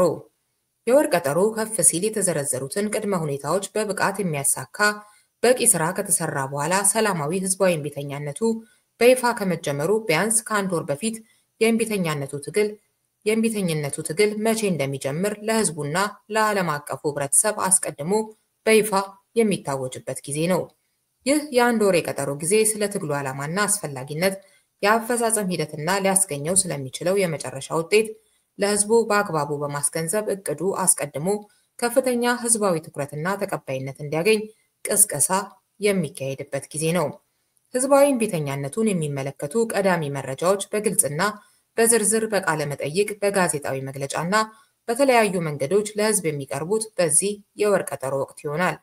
ከሁሉም በላይ የጉዳዩ ባለቤት የሆነው የሀገረ ካኦፒ ህዝብ ይህንን ህልውናውን ከጥፋት የሚታደግ ወሳኝ ትግል በተመለከተ በየቤቱ ከቤተሰቡ አባላት፣ በየመስሪያ ቤቱ ከስራ ባልደረቦቹ፣ በየሰፈሩ ከወዳጅ ጓደኞቹ ጋር መክሮና ተስማምቶ የተግባር ተሳትፎ ለማድረግ የቀጠሮውን ቀን እየቆጠረ ጠንካራ የህሊና ዝግጅት የሚያደርግበትና ከፍርሃት ቆፈን የሚላቀቅበት ጊዜ ነው። ሳምንት 1 የመንፈስ ግንባታ ሳምንት። ሀገረ ካኦፒ ዛሬ ላይ የገጠማት ችግር ከፖለቲካ በላይ የሆነ የህልውና አደጋ ነው። በዚህ ህልውናን ለመታደግ በሚካሄድ ትግል አያገባኝም ብሎ በዝምታ መቀመጥ የሚገባው የሀገረ ካኦፒ ዜጋ መኖር የለበትም። ለዜጎች ህልውና መጠበቅም ከማንም በላይ የሃይማኖት አባቶችና የጎሳ መሪዎች ትልቅ ኃላፊነት አለባቸው። ለአንድ ሰላማዊ የህዝባዊ እምቢተኛነት ትግል ስኬታማነት የመጀመሪያው አስፈላጊ ቁም ነገር የመንፈስና የሞራል ግንባታ ዝግጅት ነው። ስለሆነም የሰላማዊ ህዝባዊ እምቢተኛነቱ ትግል በቀዳሚነት የሚጀመረው በጸሎትና በተማጽኖ ይሆናል። በሀገሪቱ የሚገኙ የፖለቲካ ፓርቲዎችና መንግስት ሰላማዊ መፍትሄን በመቀበል ሀገሪቱን ከጥፋት እንዲታደጉ ህዝቡ በየአምልኮ ቦታዎችና በየአካባቢው በጋራ እየተገናኘ ለ7 ተከታታይ ቀናት የጸሎትና የተማጽኖ ድምፁን ያሰማል። በዚህም ወቅት ህዝቡ ዘፈን ባለመክፈት፣ የቅልጦት ፌሽታዎችን ባለማካሄድ፣ ስለ ደህንነቱ ያለውን ስጋትና ጭንቀት በአግባቡ የሚያሳዩ አልባሳትን በመጠቀም በጠቅላይ ሚኒስትር ካሊቲ መንግስት ላይ ከፍተኛ የስነ ልቦና ጫና ይፈጥራል። በአንጻሩ የትግሉን ተሳታፊዎች በመንፈስና በሞራል የማበረታታት ስራ አስቀድሞ ይሰራል። በተለይም ሴቶች በወቅቱ የእርስ በርስ ጦርነት ከማንም በላይ ተጎጂ እንደሚሆኑ፣ በሚመጣው የሰላም ለውጥ ደግሞ የበለጠ ተጠቃሚ እንደሚሆኑ አውቀው የትግሉ ደጋፊና ተሳታፊ እንዲሆኑ የሚያስችል ሰፊ ቅስቀሳ በዚህ የመጀመሪያ ሳምንት ይካሄዳል። ከዚህ ሳምንት ጀምሮም ህዝቡ ለ2 ወራት የሚበቃውን መድኃኒት፣ ምግብና መሰረታዊ የሆኑ የፍጆታ ሸቀጦችን ገዝቶ በቤት ውስጥ ያከማቻል። በህብረተሰቡ ላይ የዋጋ ጫና እንዳይፈጠርም ህዝቡ ከሌላው ጊዜ በተለየ ፍጆታውን በከፍተኛ መጠን ቆጥቦ ይጠቀማል። ነጋዴዎችም ከሌላው ጊዜ በተለየ የትርፍ መጠን ቅናሽ እንዲያደርጉ ይጠየቃሉ። ከዚህም በተጨማሪ በውጭ ሀገራት የሚኖሩ ሀገረ ካኦፒያውያን ለድንገተኛ ጉዳይ ካልሆነ በስተቀር ለመጪዎቹ 45 ቀናት ምንም አይነት ገንዘብ ወደ ሀገር ውስጥ መላክ ያቆማሉ። ሳምንት 2 የትምህርት ማቆም አድማ ሳምንት። በዚህ የሁለተኛ ሳምንት መርሃ ግብር በዋናነት የሀገሪቱ የከፍተኛ ትምህርት ተማሪዎችና መምህራን ተሳታፊ ይሆናሉ። በዚህ ሳምንት የሚጀምረው ይህ የትምህርት ማቆም አድማ የሚካሄደው በኮሌጆችና በዩኒቨርሲቲዎች አካባቢ ወይም አጥር ግቢ ውስጥ ተወስኖ ይሆናል። ተማሪዎችና መምህራን ወደ አደባባይ መውጣት ሳያስፈልጋቸው በያሉበት አካባቢ እየተሰባሰቡ መፈክር በማሰማት የጽሑፍ መልእክቶችን በማሳየትና የአቋም መግለጫ በማውጣት ጦርነት እንዲቆምና ሁሉን አቀፍ የሽግግር መንግስት በአስቸኳይ በሀገሪቱ እንዲቋቋም ይጠይቃሉ። የተማሪዎቹ የተቃውሞ እንቅስቃሴ በመገናኛ ብዙሃን አማካኝነት በስፋት ለህዝቡና ለውጭው ዓለም እንዲደርስ ይደረጋል። ይህንን የተማሪዎችና የመምህራን የትምህርት ማቆም እርምጃ ከማንም በላይ ወላጆች ሊደግፉት ይገባል። አድማውም ህዝባዊ ጥያቄው የማያዳግም መልስ እስኪያገኝ ድረስ በቋሚነት ይቀጥላል። የትምህርት ማቆም አድማውን በመደገፍ በውጭ ሀገራት የሚኖሩ የሀገረ ካኦፒ ዜጎችና ተወላጆች በብሔረሰብና በሃይማኖት፣ በፖለቲካ አመለካከትና በትግል ስልት ልዩነት ሳይከፋፈሉ በነቂስ በመውጣት ከዚህ ሳምንት ጀምሮ ተከታታይ ሰላማዊ ሰልፎችን ያካሂዳሉ። ሰላማዊ ሰልፎቹ የሚካሄዱባቸው የውጭ ሀገር ከተሞች በዋናነት ኒውዮርክ፣ ጄኔቫ፣ ብራስልስ እና የተመረጡ ሌሎች ዋና ዋና ከተሞች ይሆናሉ። መንግስት የህዝቡን ጥያቄ በእነዚህ 2 ሳምንታት ካልተቀበለም እነዚህ ቀድሞ የተጀመሩ የ2 ሳምንታት መርሃ ግብሮች በሚቀጥሉት ሳምንታትም ተጠናክረው የሚቀጥሉ ይሆናል። በዚህ ሰነድ ላይ በቅደም ተከተል የቀረቡ መርሃ ግብሮች አስቀድመው ለህዝቡ በይፋ የሚገለጹ ይሆናሉ። ይሁንና እያንዳንዱን መርሃ ግብር የሚያስተጓጉል ያልተጠበቀ እንቅፋት ሊገጥም እንደሚችል አስቀድሞ በመተንበይ በየደረጃው ሊተገበሩ የሚችሉ ተለዋጭ መርሃ ግብሮች ተዘጋጅተው በሚስጥር ይያዛሉ። ሳምንት 3 ከፊል የሥራ ማቆም አድማ ሳምንት። በሦስተኛው ሳምንት የሰላማዊ ህዝባዊ እምቢተኛነት መርሃ ግብር ከፊል የሥራ ማቆም አድማ ይካሄዳል። የሥራ ማቆም አድማውን የሚያካሂዱትም የትራንስፖርት ሰራተኞች ሲሆኑ እነሱም የአየር መንገድ፣ የምድር ባቡር፣ የጭነት ማጓጓዣ፣ የህዝብ ማመላለሻና የታክሲ አገልግሎት ሰራተኞች ይሆናሉ። የትራንስፖርት ሰራተኞቹ ጥያቄም በተመሳሳይ ሁኔታ ጦርነት ይቁም፣ ሁሉን አቀፍ የሽግግር መንግስት ይቋቋም የሚል ይሆናል።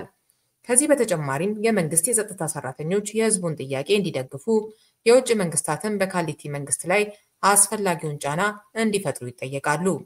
የትራንስፖርት ሰራተኞችና ቤተሰቦቻቸው በአመፁ ወቅት የከፋ ችግር እንዳይገጥማቸው ህዝቡ በየአካባቢው አስፈላጊውን የሞራልና የፋይናንስ ድጋፍ ያደርጋል። በዚህ ረገድ የሀገሪቱ ባለሀብቶች በይፋም ሆነ በህቡ ተደራጅተው ትልቁን ድርሻ ይወጣሉ። መንግስት የህዝቡን ጥያቄ በእነዚህ 3 ሳምንታት ካልተቀበለ ቀደም ብለው የተጀመሩትና ይህ መርሃ ግብር በሚቀጥሉት ሳምንታትም ተጠናክረው የሚቀጥሉ ይሆናል። ሳምንት 4 አጠቃላይ የሥራ ማቆም አድማ ወይም በቤት ውስጥ የመቀመጥ ሳምንት። የአራተኛው ሳምንት መርሃ ግብር አጠቃላይ የሥራ ማቆም አድማ መምታት ይሆናል። የከፊሉ የሥራ ማቆም አድማ እንደቀጠለ ሆኖ በዚህኛው መርሃ ግብር ሁሉም በሀገሪቱ የሚገኙ የመንግስትና የግል ሰራተኞች ስራ ያቆማሉ። ሁሉም የንግድና የአገልግሎት መስሪያ ቤቶች ዝግ ይሆናሉ። ከአምቡላንስና ከእሳት አደጋ ተሽከርካሪዎች በስተቀር ሁሉም በሀገሪቱ ያሉ ተሽከርካሪዎች ስራ ያቆማሉ።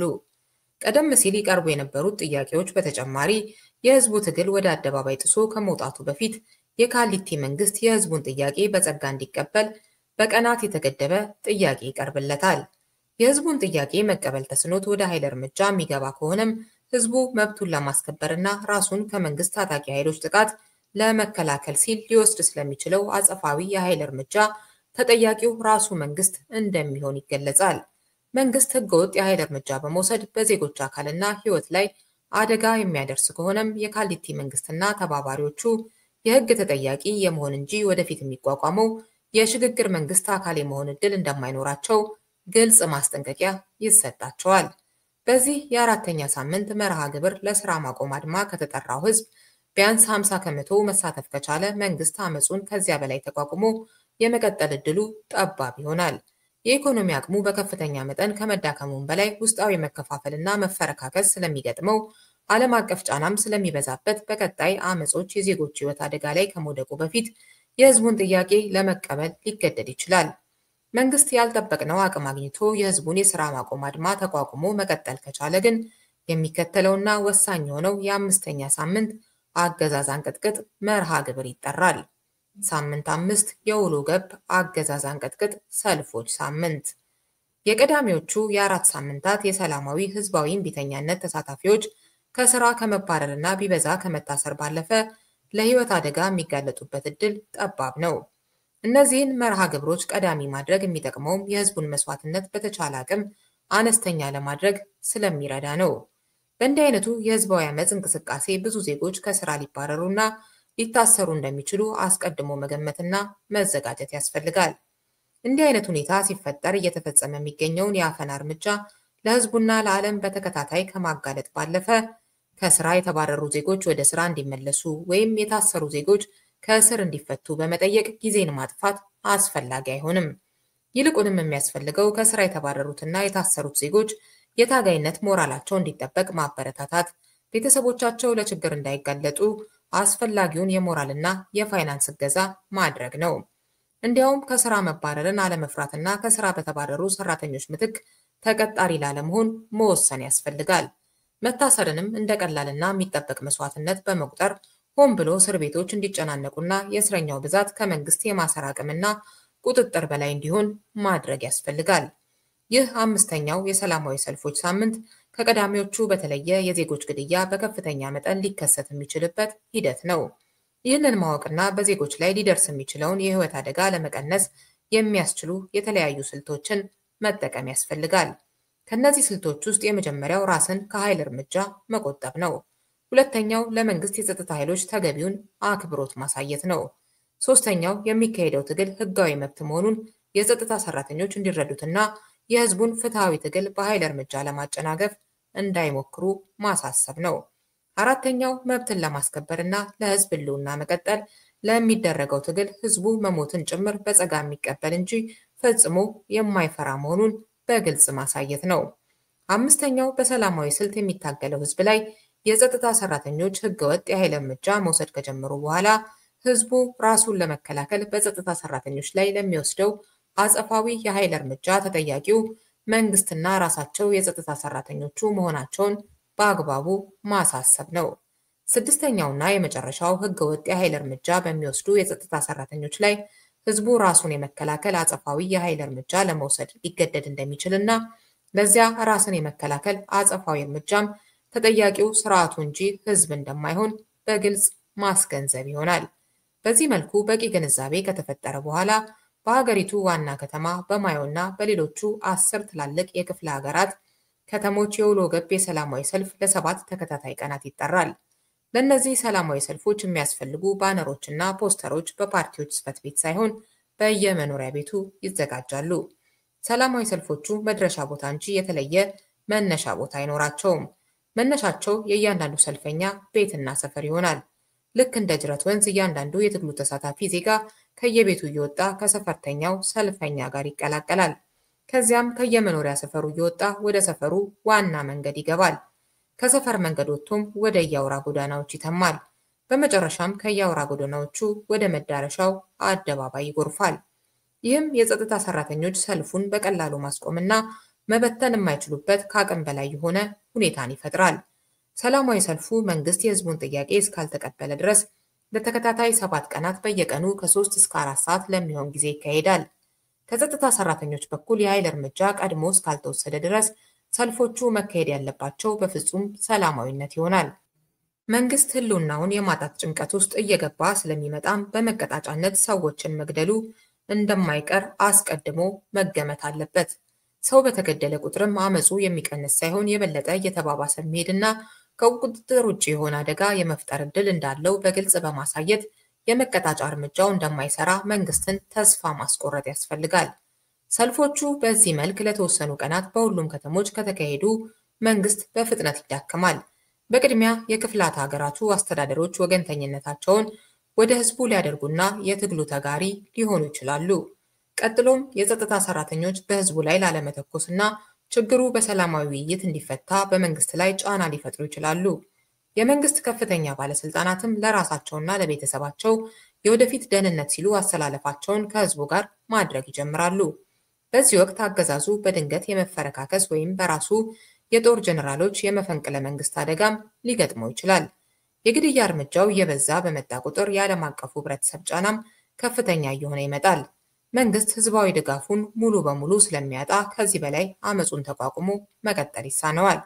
ትግሉ በዚህ ደረጃ ላይ ሲደርስ ጠቅላይ ሚኒስትር ካሊቲ የህዝቡን ጥያቄ ሊቀበል ወይም የውጭ ጥገኝነት አፈላልጎ ለመሰደድም ሊገደድ ይችላል። በእነዚህ የ5 ሳምንታት ሰላማዊ የህዝባዊ እምቢተኝነት ትግል የካሊቲ መንግስት የህዝቡን ጥያቄ ከተቀበለ የሚቋቋመው የሽግግር መንግስት አካል እንደሚሆን፣ የህዝቡን ጥያቄ ሳይቀበል ከዚያ በላይ ከቀጠለ ግን የሚጠብቀው መሸነፍና በህግ ተጠያቂ መሆን ብቻ እንደሚሆን የመጨረሻ ማስጠንቀቂያ ይሰጠዋል። የአገዛዙ ሌሎች ባለስልጣናትም እጣ ፈንታቸው ተመሳሳይ እንደሚሆን ይነገራቸዋል። ይህንን የ5ኛ ሳምንት አገዛዝ አንቀጥቅጥ የሰልፍ ተቃውሞ መንግስት በሆነ የማይገመት ምክንያት መቋቋም ከቻለም ትግሉ ወደ ሌላኛውና የመጨረሻው አገዛዝ አንበርክክ የህዝባዊ እምቢተኛነት ከፍተኛ ደረጃ ይሸጋገራል።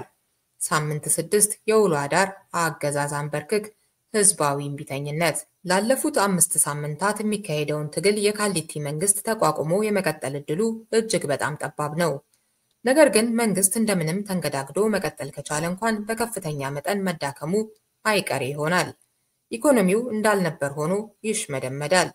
የመንግስት ባለስልጣናትና ቤተሰቦቻቸው ሞራላቸው ላሽቆ በከፍተኛ የህልውና ስጋት ውስጥ ይወድቃሉ። የጸጥታ ሰራተኞች ክንዳቸው እየዛለ ከህዝቡ ጋር እየተጋጩ መቀጠል ለራሳቸው ህልውና አስጊ እንደሆነና እንደማያዋጣ እየተገነዘቡ ይመጣሉ። ነገር ግን መንግስትና መዋቅሩ ብቻ ሳይሆን የህዝቡም የፍጆታ ክምችት በሂደት እየተመናመነ ስለሚመጣ የህዝቡ የመታገል አቅምም እየተዳከመ ሊመጣ እንደሚችል አስቀድሞ መገንዘብና አስፈላጊውን ቅድመ ዝግጅት ማድረግ ያስፈልጋል። ከሁሉም በላይ ትግሉ ለውጤት እየተቃረበ የመምጣቱን ተስፋ አጉልቶ በማሳየት ህዝቡ ሙሉ አቅሙን አሰባስቦ ወደ መጨረሻው የትግል ምዕራፍ እንዲሸጋገር ማድረግ ያስፈልጋል። ህዝቡ ህልውናውን አስጠብቆ ለመቀጠል የተጀመረውን ትግል ከማሸነፍ በስተቀርም ሌላ አማራጭ እንደሌለውና ለማሸነፍ እንደተቃረበም በማያሻማ ሁኔታ ማስገንዘብ ያስፈልጋል።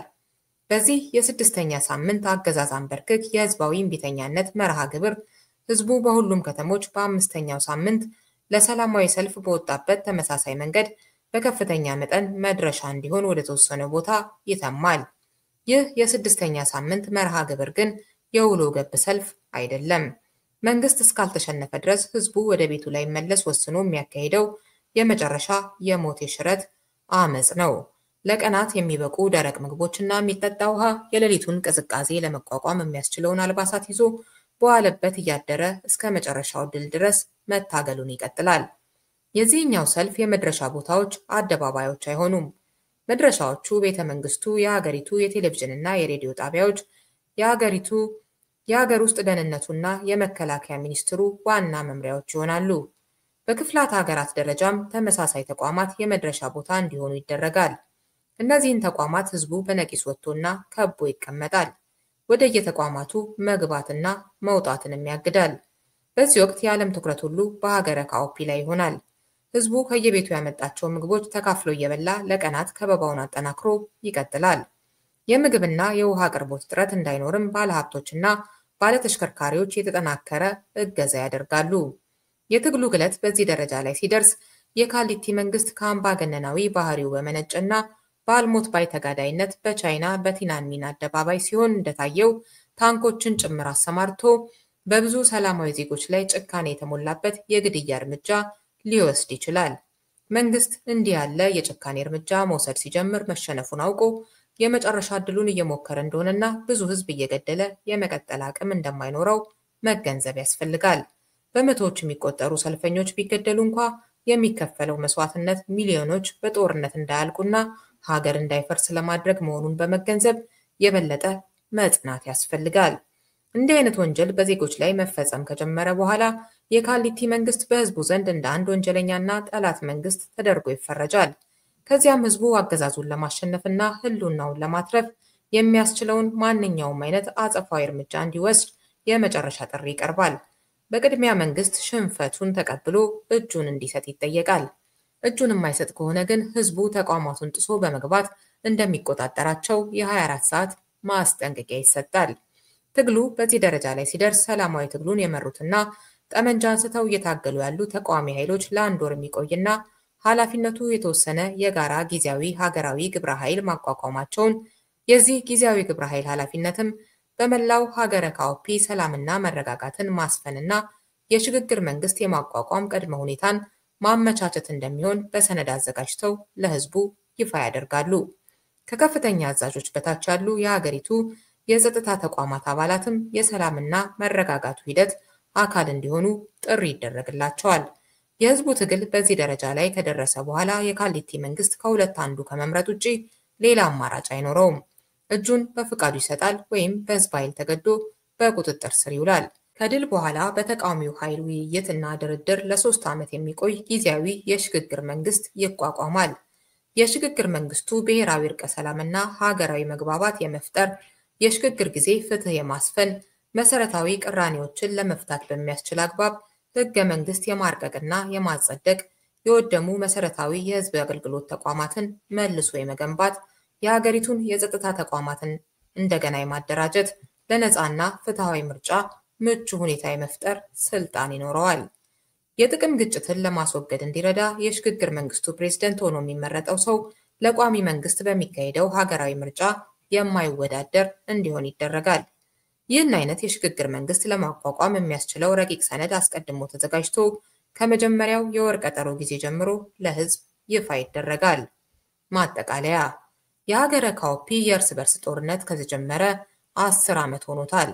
በዚህ 10 ዓመት ውስጥ ግማሽ ሚሊዮን የሚጠጋ ህዝባችን ህይወቱን አጥቷል። ከዚያ ያልተናነሰ ህዝብም አካል ጉዳተኛ ሆኗል። ከ2 ሚሊዮን ያላነሰ ህዝብ ለስደት ተዳርጓል። ከግማሽ በላይ የሚሆነው የሀገሪቱ ኢኮኖሚና መሰረተ ልማት ወድሟል። አንድነታችንና ማህበራዊ ትስስራችን በከፍተኛ መጠን ተበጣጥሷል። ይህ ሁሉ ዋጋ ተከፍሎ ግን እስካሁን የበለጠ እየተባባሰና እየተወሳሰበ የመጣ እንጂ የተፈታ አንድም ችግር የለም። ይህ ጦርነት ወደፊት ለሌላ ጥቂት ዓመታት ከቀጠለም የበለጠ ከመተላለቅ መንግስትና ሀገር የለሽ ከመሆኑ ውጪ ሌላ የሚያስገኝልን ውጤት አይኖርም። በፓርቲያችን እምነት 5% የሚሆነው የሀገረ ካኦፒ ህዝብ ይህንን የሰላማዊ ህዝባዊ እምቢተኛነት ጥሪ ከልቡ ከተቀበለና የተግባር ተሳታፊ ለመሆን ከወሰነ በጦርነት የሚካሄደው ትግል ከሚጠይቀው እጅግ ባነሰ ጊዜና መስዋዕትነት ዘላቂ ለውጥ ማምጣት ይቻላል። በሊበራል ፓርቲያችን በጥናት ላይ የተመሰረተ ግምት መሰረት የታሰበውን የሰላማዊ ህዝባዊ እምቢተኛነት ትግል የፖለቲካ ኃይሎች፣ ሲቪክ ማህበራት፣ መገናኛ ብዙሃንና የሀገሩ ዋና ባለቤት የሆነው ህዝብ ተባብረን በተገቢው መንገድ ካካሄድነው ከ45 ቀናት ባልበለጠ ጊዜ ከ1000 ሰዎች ባልበለጠ የህይወት መስዋዕትነት እጅግ አነስተኛ በሆነ የኢኮኖሚ ጉዳት ትግሉን ለድል ልናበቃው እንችላለን። ሊመጣ የሚችለው ለውጥም በትጥቅ ትግል ይመጣል ተብሎ ከሚታሰበው ለውጥ ከ10 እጥፍ በበለጠ ዘላቂና አስተማማኝ የመሆን እድል ይኖረዋል። ስለዚህ የሰላማዊ ህዝባዊ እምቢተኛነት ትግሉን ስንመርጥ በርካታ ዓመታትን ከብክነት፣ አያሌ ሀብትና ንብረትን ከውድመት፣ ሚሊዮን ዜጎችን ከሞትና ከስደት የማዳንና በአጠቃላይ መንግስትና ሀገር የለሽ ከመሆን የህልውና አደጋ የመትረፍ ምርጫ መሆኑን መረዳት አለብን። ይህንን እውነታ በመገንዘብ የገጠመን የህልውና አደጋ የበለጠ ተባብሶ ከቁጥጥራችን ውጪ ከመሆኑ በፊት የፖለቲካ ኃይሎችና ሁሉም ባለድርሻ አካላት ጥሪያችንን እንዲቀበሉት ፓርቲያችን በከፍተኛ አጽንኦት ይጠይቃል። የሀገረ ካኦፒ ህዝብም ለዘላቂ ጥቅሙና ለህልውናው የሚበጀውን ይህንን አዋጭ የትግል ጥሪ በአስቸኳይ እንዲቀበለን በከፍተኛ ተማጽኖ እንጠይቃለን። የሀገረ ካኦፒ ሊበራል ፓርቲ። የሊበራል ፓርቲው የሰላማዊ ህዝባዊ እምቢተኛነት ማኒፌስቶ ለህዝብ ይፋ ከሆነ በኋላ ከፍተኛ ትኩረት በመሳብ መነጋገሪያ ሆነ። የሊበራል ፓርቲው ተቃዋሚዎችና ህዝቡ ይህንን የትግል ጥሪ በሙሉ ልብ ተቀብለው ከደገፉት በ45 ቀናት ውስጥ ለውጥ ማምጣት እንደሚቻል በፕሬዝዳንቷ በራኬሎ ሆሳ አማካኝነት አሳወቀ። ራኬሎ ተከታታይ ጋዜጣዊ መግለጫና ቃለ መጠይቆች በመስጠት ስለ ሰላማዊ ህዝባዊ እምቢተኛነቱ ትግል አስፈላጊነትና ውጤታማነት ሰፊ ማብራሪያ አቀረበች።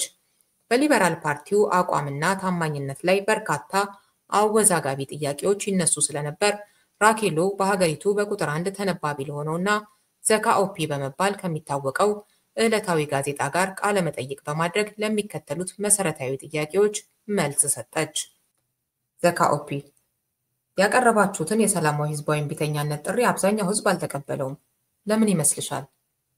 ራኬሎ አዎ አልተቀበለውም። ያልተቀበለው ግን የቀረበውን ሐሳብ ጥቅምና ጉዳት በአግባቡ መዝኖ ስህተት ሆኖ ስላገኘው አይደለም። ይልቁንም ህዝቡ ያልተቀበለው አብዛኛዎቹ የፖለቲካ ድርጅቶችና ልሂቃን ሐሳቡን ሲቃወሙት ስለሰማ ነው። አብዛኛዎቹ ድርጅቶችና የፖለቲካ ልሂቃኑ በሐሳቡ አምነንበት ህዝቡን በአንድ ድምፅ ብንቀሰቅሰው ኖሮ ግን ሐሳቡን በእርግጠኝነት ይቀበለው ነበር። ህዝቡ እኛ የተከፋፈለ አቋም ይዘን እስከቀጠልን ድረስ ወደፊትም ሐሳቡን በአግባቡ መዝኖ ትክክለኛ አቋም ለመያዝ መቸገሩ አይቀርም። ህዝብ በአብዛኛው የሐሳብ ተከታይ እንጂ ሐሳብ መሪ መሆን አቅም የለውም። ስለዚህ ሐሳቡን ህዝቡ አልተቀበለውም ከማለት ይልቅ ትግሉን መምራት የሚገባው የፖለቲካ ሊቁ አልተቀበለውም ማለት ይሻላል። በአጭሩ ለሐሳቡ ተቀባይነት ማጣት ተጠያቂው የፖለቲካ ሊቃኑ የሐሳብ መከፋፈል እንጂ ህዝቡ አይደለም። የትግሉ ውጤታማነት በዋናነት አስቀድሞ የሚወሰነውም በፖለቲካ ድርጅቶቹና በሊቃኑ የድርጅትና የአስተሳሰብ ትብብር መሆኑን መገንዘብ ያስፈልጋል። ዘካኦፒ ስልቱ አዋጭ ከሆነ የፖለቲካ ድርጅቶቹና ሊቃኑ ለምን ሐሳቡን አልተቀበሉትም? ራኬሎ ሰላማዊ ትግሉ ውጤታማ ከሆነ ሁላችንም የጋራ አሸናፊ ነው የምንሆነው። የኛ ሀገር የፖለቲካ ሊቃን ግን ራሳቸውን ብቸኛ አሸናፊ ለማድረግ እንጂ የጋራ አሸናፊ የመሆን ፍላጎትና ልምድ የላቸውም።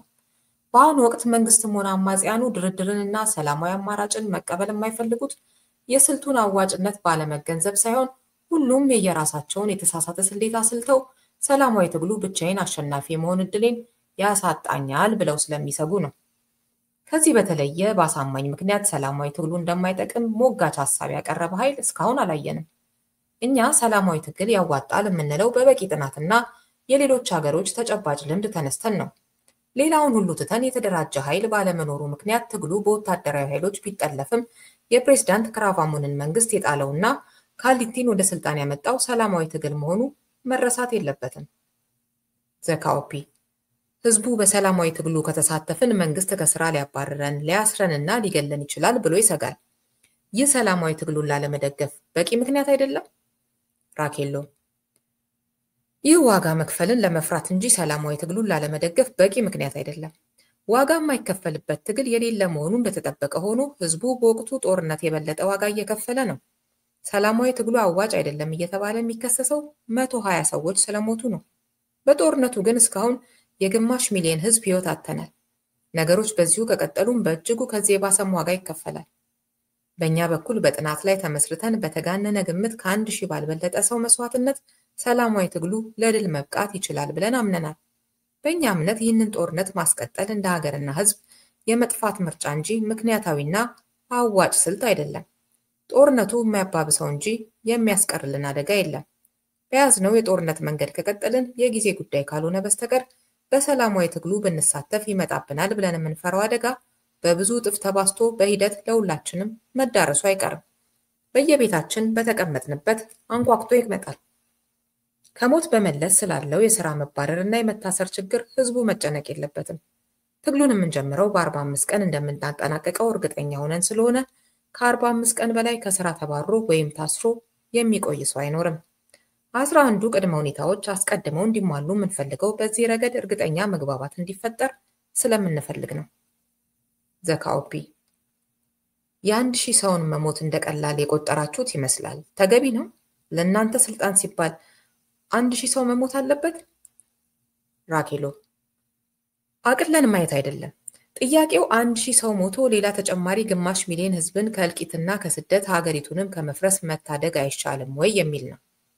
ሰው ይሞታል የምንለውም እኛን ለስልጣን ለማብቃት ሲባል አይደለም። በእኛ በኩል ህዝብንና ሀገርን ከጥፋት የመታደግ እንጂ በሰዎች ሞት ስልጣን ለመያዝ የሚያስመኝ ሞራል የለንም። ከታሪክ እንደምንረዳው በሌሎች መሞት ላይ ተረማምደ ስልጣን መያዝ ወይም ስልጣንን ማስቀጠል የምትመኘው ይልቁንም የጦርነት ትግል ስታካሄድ ነው። በሰላማዊ ትግል በሌሎች ሞት መንገስ አይቻልም። እኛማ ከሚሞቱት 1000 ሰዎች ውስጥ በመጀመሪያው ረድፍ ላይ የምንሰለፍ ነን። የህዝብ የበላይነት ከልባችን ገብቶን ከሆነም በምርጫ እንጂ በጦርነትም ሆነ በሰላማዊ አመፅ የሚያዝ ስልጣን ሊኖር አይችልም። ዘካኦፒ ያቀረባችሁትን ሐሳብ መንግስት የሲአይኤ ተልዕኮ ነው በማለት ተቃዋሚዎች ደግሞ በጦርነት ሊመጣ የተቃረበውን ድል ለማኮላሸት የተሸረበ ሴራ ነው በማለት ተቃውሞታል። ማንኛቸው ልክ ናቸው? ራኬሎ ሁለቱም ስህተት ናቸው። የሲአይኤ ቅጥረኛም አይደለንም። ያቀረብነው ሐሳብም ድልን ሳይሆን መተላለቅን የሚያስቀርና ሁላችንንም ለጋራ አሸናፊነት የሚያበቃ ነው። ዘካኦፒ የእርቅና የሽግግር መንግስት ጥያቄ ወንጀለኞች የህግ ተጠያቂ እንዳይሆኑ የሚያደርግ ነው የሚል ክርክር የሚያቀርቡም አሉ። በዚህ ላይ ምን አስተያየት አለሽ? ራኬሎ እውነቱ ተቃራኒው ነው። ጦርነቱ ቀጥሎ መንግስትና ሀገር የለሽ ከሆን ተጠያቂነት በየት በኩል ይመጣል? በሰነዳችን ላይ እንደገለጽነው የሽግግር መንግስቱ አንዱ ኃላፊነት የሽግግር ጊዜ ፍትህን ማስፈን ነው። ስለዚህ ተጠያቂነት እንዲኖር የሚፈልግ አካል የእኛን አማራጭ መቃወም ሳይሆን መደገፍ ነው ያለበት። የተጠያቂነቱ ጉዳይ ግን የመፍትሄ እንቅፋት እንዳይሆን በጥንቃቄ ሊያዝ ይገባል። ጥቂቶች ሳይጠየቁ እንዳይቀሩ ተብሎ ሚሊዮኖች ይለቁ ማለትም ምክንያታዊ አይሆንም።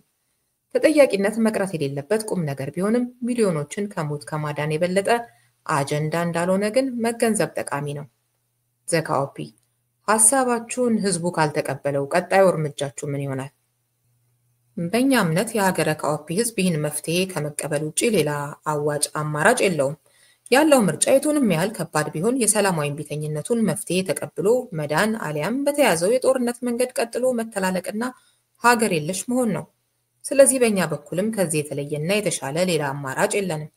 ህልውናችን መቀጠል ካለበት ያቀረብነው ጥሪ አማራጭ የሌለው መፍትሄ ነው። ዘካኦፒ ጦርነቱ ከቀጠለ መጨረሻችን ምን ይሆናል? ራኬሉ በጦርነቱ ማንም በዘላቂነት አሸናፊ የሚሆን የለም። የበለጠ እርስ በርስ እንተላለቃለን፣ በመጨረሻም እንደ ሀገር እንፈርሳለን። በአጭሩ ጦርነቱ ከቀጠለ እኛ እንደ ህዝብ አንቀጥልም። ዘካኦፒ በዚህ መጠን እርግጠኛ መሆን ድፍረት አይሆንም?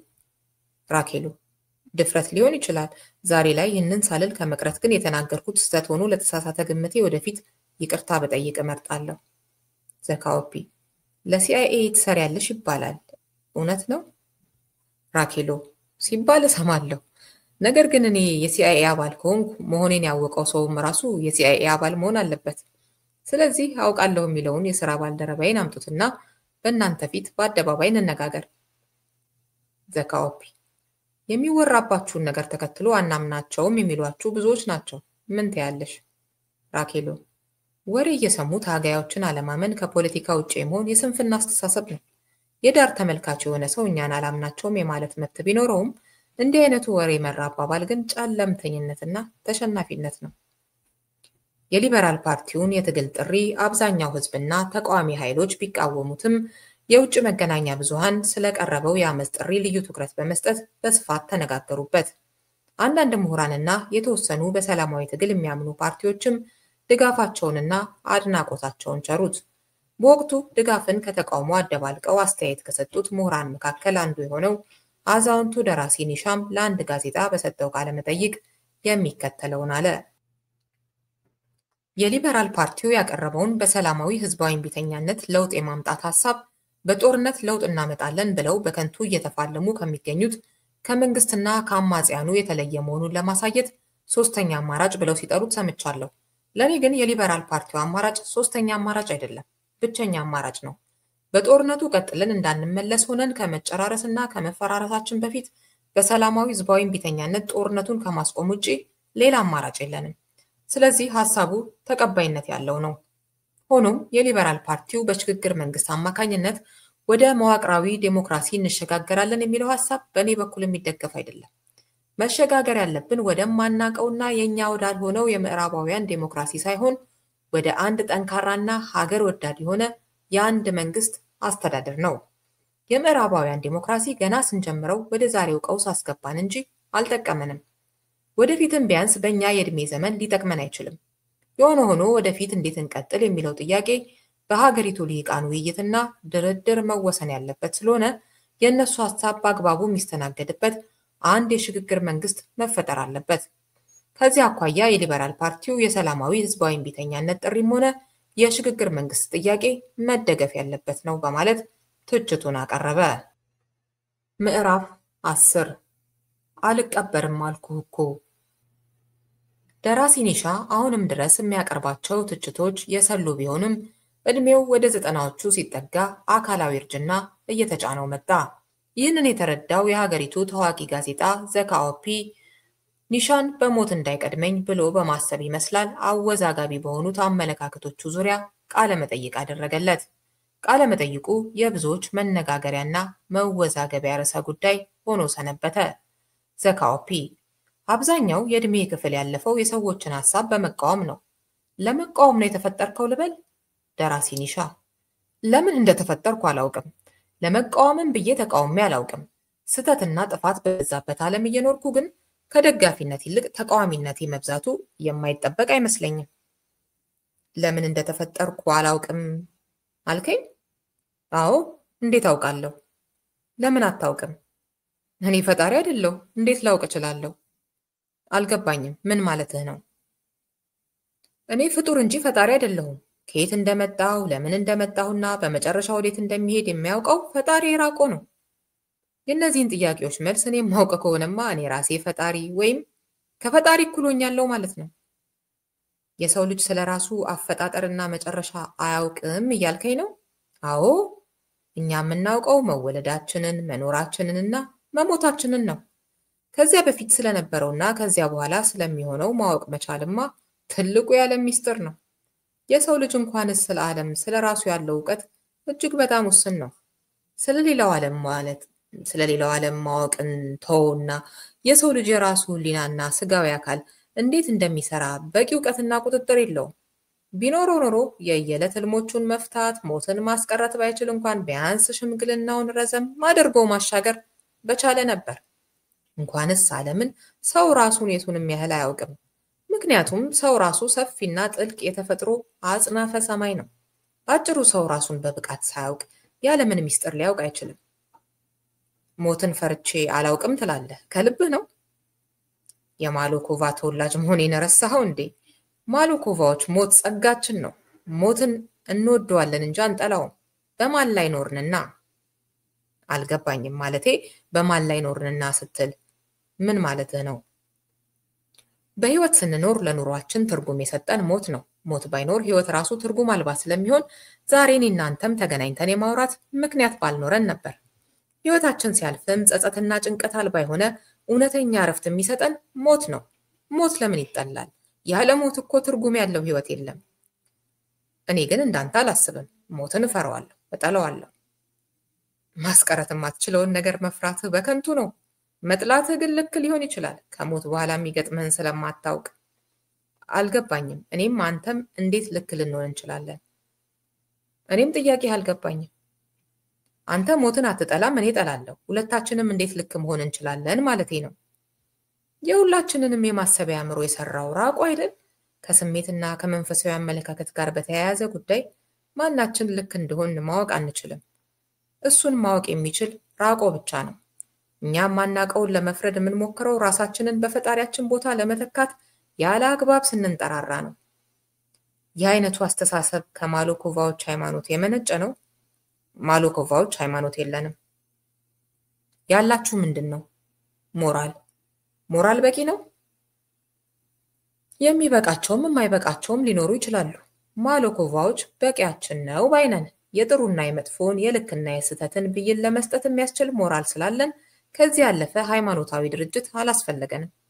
ሃይማኖት፣ ህግና ማህበራዊ ትስስሮች ሁሉ የሞራል ውጤቶች ናቸው። ማሎኮቫዎች ከማህበራዊ ትስስር ባለፈ ሃይማኖትና ህግ ለኑሯችን አያስፈልገንም።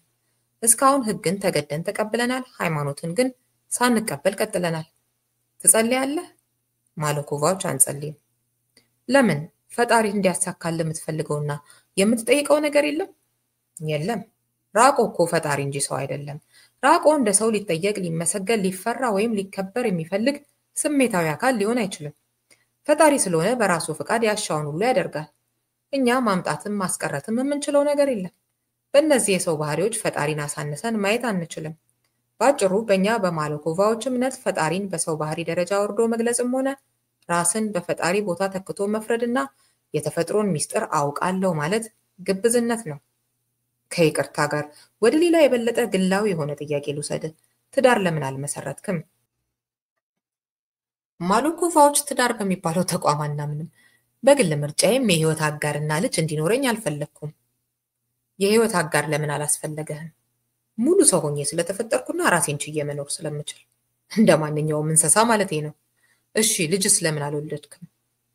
የትውልድ እንጂ የጥቂት ልጆች አባት መሆን አልመረጥኩም። ስለሚያንስብኝ ማለቴ ነው። አልገባኝም። የግድ ሊገባህ አይገባም። እንለፈው። ለምን ሊገባኝ አይችልም? ምክንያቱም እኩል እንድንሆን አልተፈጠርንም። እኔ እበልጥሃለሁ እያልከኝ ነው? አይደለም፣ የመበላለጥ እኩል እድል አለን እያልኩህ ነው። እሺ ወደ ዋናው ጥያቄ ልመለስና ራስህን መተካት አልፈለግክም? ራሱን የሚሆን እንጂ አባቱን የሚተካ ልጅ መኖሩን አላውቅም። ወደ ሌላ ጉዳይ ልውሰድህ። ኒሻ ሀገር ወዳድ ነው ማለት ይቻላል? አይቻልም። እንደ ሀገርና እንደ መንግስት ምጠላው ነገር የለኝም። ለምን? ፓስፖርትና ዳር ድንበር ያለው ሀገር ባይፈጠር ኖሮ የዓለም ዜጋ ሆን ነበር። መንግስት የሚባል አዛዥና ተቆጣጣሪ በላይ ላይ ባይጫንብኝ ኖሮም በራሴ ላይ የመወሰን ነፃነቴ የተሟላ ይሆን ነበር እና ይህንን ታላቅ መብትና ነፃነት የቀሙኝን ተቋማት እንዴት ልወድ እችላለሁ?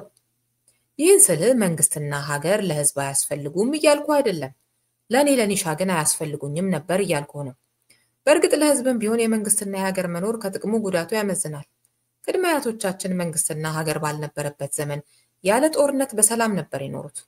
መንግስትና ሀገር ከተፈጠረ በኋላ ግን የመንግስት ስልጣን ለመያዝ በሚደረግ ፉክክርና ሉዓላዊነትን ለማስከበር በሚባል ትርጉም የለሽ ጽንሰ ሀሳብ በሚካሄድ ጦርነት ምክንያት የሰው ልጅ እንደ አራዊት በጭካኔ በመገዳደል እያለቀ ነው።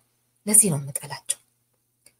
እውነታው አንተ የምትለው ከሆነ የሰው ልጅ ለምንድን ነው ለመንግስትና ለሀገር መኖር ህይወቱን ጭምር የሚሰጠው? ባለማወቁ ነው። ገዢዎች መንግስትና ሀገርን በጉልበት ከፈጠሩ በኋላ መንግስትና ሀገር ሰው ሰራሽ ተቋም መሆኑን አስረስተው እንዲያመልከውና እንዲሞትለት አሳመኑት። ከዚያ ውጪ ለመንግስትና ለሀገር መሞት የሚባል ነገር ከስሜት ያለፈ አሳማኝ አመክንዮ የለውም። ለሃይማኖትና ለጎሳ ማንነት እሞታለሁ ማለትም እንደዚያው የአእምሮ መታጠብ የፈጠረው ችግር ነው። ግራ አጋባኸኝ። ወደ ሌላ ጥያቄ ልግባ። በወጣትነት ዕድሜህ የልማት ተቃዋሚ ነበርክ። አሁን ላይ ወደ ኋላ ተመልሰህ ስታስበው ልማትን በመቃወምህ አትጸጸትም? አልጸጸትም። ምዕራባውያን በስህተት መንገድ በመሄዳቸው ተጸጽተው ዛሬ ላይ ፓርቲ ጭምር እያቋቋሙ ስለ አረንጓዴ ኢኮኖሚ፣ ስለ ታዳሽ የኃይል ምንጭና ስለ አካባቢ ጥበቃ እየተሟገቱ ከተፈጥሮ ጋር ለመታረቅ እየሞከሩ ነው። የድህረ ልማት ዘመን ላይ ደርሰናል እያሉ ነው። አውሮፓውያን አሁን ላይ አዲስ መንገድ መገንባት አቁመዋል። የተሰራውንም እንደ ልብ እንዳይነዳበት እያጠበቡትና እንቅፋት እያበዙበት ነው። መኪና መንዳት ነውር እየሆነና ነዳጅ ሀብት መሆኑ የሚቀርበት ዘመን እየመጣ ነው። እንዲህ ያለ ዘመን ሲመጣ እኔ እንዴት ልጸጸት እችላለሁ? ይልቁንም የሚያሳዝነኝ ከነሱ ስህተት መማር ተስኖን የእነሱን ስህተት ለመድገም እኛ አሁንም የልማት ደጋፊ ሆነን መቀጠላችን ነው። ጥሩ ተማሪዎች አይደለንም። እንደ ሀገር አርፍዶ መጪ የመሆናችንን እድል ከነሱ ጥፋት ለመማር በአግባቡ አልተጠቀምንበትም። በእናንተ የወጣትነት ዘመን እንዳንተ በውጭ ሀገር ተምረው የመጡ ምሁራን በአብዛኛው የሶሻሊዝም ደጋፊ ነበሩ። አንተ ለምን ተቃዋሚ ሆንክ? እኩል መሆን እንደማይቻልና ከተቻለም እንደማይጠቅም ስለምገነዘብ ነው። እኩል መሆን እንዴት አይቻልም? በዓለም ላይ እኩል የሆኑ ሁለት ሰዎችን ስም ንገረኝና ሀሳቤን ልቀይር። ሶሻሊዝም የሰው ልጆች የመጨረሻ የእድገት ደረጃ ይሆናል ተብሎ ነው የሚታመነው። የበቃ ደረጃ ላይ ስንደርስ ግለኝነትን ትተን ወደ ህብረተሰባዊነት ልንሸጋገር አንችልም? የመጨረሻ የሚባል የእድገት ደረጃ ስለመኖሩ እርግጠኛ አይደለሁም። የሰው ልጅ የላቀ የእድገት ደረጃ ላይ ከደረሰ ግን ሽግግሩ መሆን የሚችለው ወይም የሚገባው ወደ ህብረተሰባዊነት ሳይሆን መንግስትና ሀገር አልባ ወደሆነ ግላዊነት ነው። የሰው ልጅ የእድገት ሂደት በተጨባጭ እያሳየ ያለው አቅጣጫም ይህንን እውነታ ነው። እሺ፣ ሶሻሊዝም ሊፈጠር ይችላል አይችልም የሚለውን ክርክር እንተወውና እኩልነት አይጠቅምም ለምን ትላለህ? ስለማይጠቅም። ለምን አይጠቅምም? ያው ስለ ሞት የሰጠሁህን መልስ ነው ምደግምልህ። መበላለጥም ከሌለ ህይወት ትርጉም አይኖረውም። ክርክርህ ባያሳምነኝም ሌላ ጉዳይ ላንሳ። ዴሞክራሲን ለምን ትቃወማለህ? የምቃወመው ዴሞክራሲን ሳይሆን የምዕራባውያን ዴሞክራሲ በእኛ ላይ እንዲጫን መደረጉን ነው። ምክንያቱም የብዙሃን አስተሳሰብ የበላይነት እኛ አሁን ላይ በምንገኝበት የንቃተ ህሊና ደረጃ አይጠቅመንም። እንዴ፣ በብዙሃን አስተሳሰብ አታምንም ማለት ነው? አዎ፣ እንኳንስ በብዙሃን በጥቂቶች አስተሳሰብ የበላይነትም አላምንም። አዋቂዎች ኢምንት ሆነው እያለ እንዴት በብዙሃን አስተሳሰብ የበላይነት ላምን እችላለሁ? አልገባኝም። የትኛው የተሻለ ነው እያልክ ነው? የብዙሃን ወይስ የጥቂቶች? ከብዙሃኑ ይልቅ የጥቂቶች አስተሳሰብ ልክ ለመሆን የቀረበ ዕድል አለው። እናነጻጽር ካልን የጥቂቶች ይሻላል። ከጥቂቶችም የነቃና የበቃ ግለሰብ የተሻለ ሊያውቅ ይችላል። ስለዚህ በህዝብ ወሳኝነት አታምንም ማለት ነው። በህዝብ ወሳኝነት ባምንማ ኖሮ ይህንን ያህል መማርና መመራመር ባላስፈለገኝ ነበር። ሰፊውን ህዝብ ሆኜ መኖርን እመርጥ ነበር። ለሁሉም የህዝብ የወሳኝነት መጠን መወሰን ያለበት ከደረሰበት የንቃተ ህሊና ደረጃ ጋር ተገናዝቦ ነው። አንድ ህዝብ የበቃ ነው የሚባል ደረጃ ላይ ከደረሰም ከህዝብ አስተዳደር ጋር በተያያዘ ሊኖረው የሚገባው የመወሰን መብት በስሙ ሊወስኑለት የሚችሉ ሰዎችን ማወቅን መሰረት አድርጎ የመምረጥ እንጂ በራሱ የመወሰን መሆን የለበትም። የሀገረ ካኦፒ ህዝብማ የሚወስኑለትንም የመምረጥ ብቃት ላይ ገና አልደረሰም። አንድ ህዝብ ወደ ዲሞክራሲያዊ የህዝብ አስተዳደር ከመግባቱ በፊት በራስና በጥቂቶች የመመራት ብቃት ሊኖረው ይገባል። ይህ አባባልህ ህዝብን የምትንቅ መሆኑን አያሳይም? አያሳይም። የሚያሳየው ተቃራኒውን ነው። ህዝብን የሚያስደስተውን ሳይሆን ለህዝብ የሚጠቅመውን ነገር መናገር ለህዝብ ካለ አክብሮትና ፍቅር የሚመነጭ ነው። ህብረተሰብ እንደ ልጅ በጊዜ ሂደት አዳጊ ነው። ለምትወደው ልጅ ስለት ያለው ቢላዋ እንዲይዝ እንደማትፈቅድለት ሁሉ በፖለቲካ አስተሳሰብ ላልበቃ ህዝብም ዴሞክራሲ የሚባል አደገኛ መሳሪያ ያለ ጊዜው እንዲኖረው መፍቀድ ስህተት ነው። ለህዝብ የሚሰጠው የፖለቲካ መብት ከንቃተ ህሊና ደረጃው ጋር የተገናዘበ ሊሆን ይገባዋል። ህዝቡ የነቃና የበቃ አይደለም እያልከኝ ነው? ህዝብ የነቃና የበቃ ቢሆን ኖሮ እኮ ከጅምሩም የጋራ መንግስትና ሀገር የሚባል ሞግዚትና ገዢ አያስፈልገውም ነበር። ራሱን በአግባቡ እየገዛና የሌሎችንም መብት እያከበረ ይኖር ነበር። ህዝቡን እኮ ነው ያውቅልሃለሁ እያልከው ነው። ሐሳቤን የመቀበል ያለመቀበሉ መብትና ድርሻ ህዝቡ ነው። ስማርና ስመራመር የኖርኩት ግን በእርግጥም ከአብዛኛው ህዝብ በተሻለ ለማወቅ ነው። ቢሳካልኝም ባይሳካልኝም ህዝብ ሳይሆን የበቃ ሰው ለመሆን ነው ስፍጨረጨር የኖርኩት። በፍየሎቹ መሃል ከፍ ብሎ እንደሚታየው ተኩላ ለመሆን። አምባገነን ነህ ልበል? የመጠን ጉዳይ ነው እንጂ ሁላችንም እኮ አምባገነኖች ነን። አልገባኝም። የሰው ልጅ ሁሉ በአምባገነንነት እየከሰስክ ነው? እየከሰስኩ ሳይሆን እውነቱን እየገለጽኩልህ ነው። የሰው ልጅ መንግስትና ሀገርን የፈጠረው እኮ የሰው ልጅ መብት ለመገደብና ለመግዛት ነው። ደግሞም የሰው ልጅ የአምባገነንነት ባህሪ ባይኖረው ኖሮ እንደ ራሱ ፍጡር የሆኑትን እንስሳት በጭካኔ እያረደ የመብላት፣ እጽዋትን እየቆረጠ የመማገድ መብት ለራሱ ባልሰጠ ነበር። እንስሳት፣ እጽዋትና በአጠቃላይ ምድር አፍ አውጥተው መናገር ቢችሉ ኖሮ የሰው ልጅ ከማንም በላይ አምባገነን ብቻ ሳይሆን ጨካኝና አረመኔ መሆኑን በመሰከሩ ነበር። የምትለው እውነት ከሆነ መሪዎቻችን አምባገነን መሆናቸው የሚጠበቅ ነው ማለት ነው። የሚጠበቅ ነው። ችግሩ አምባገነን መሆናቸው ሳይሆን ራስ ወዳድነታቸው፣ አላዋቂነታቸውና ጭካኔያቸው የበዛ መሆኑ ነው። በእነዚህ ጉዳዮች ላይ በአግባቡ የተመጠነ ባህሪ ቢኖራቸው ኖሮ እንዲያውም መሪዎች ስለሆኑ ከኛም ላቅ ያለ አምባገነን ቢሆኑ የሚጠበቅ ነው፣ ምናልባትም የሚጠቅም። አሁንም ወደ ሌላ ርዕሰ ጉዳይ ልውሰድህ። ሌሎቹ ምሁራን ተደራጅተው እየታገሉ ነው። አንተ ግን በርዕዮተ ዓለምም ሆነ በብሔረሰብ መደራጀትን አትደግፍም። ለምንድን ነው? የስብስብ ድርብርቦችን ስለማልደግፍ ነው። ማለቴ ሰው ሆኖ ከመሰባሰብ ባለፈ እንደገና ቡድን ሆኖ በመሰባሰብ አላምንም። ትርጉም ስለሌለው።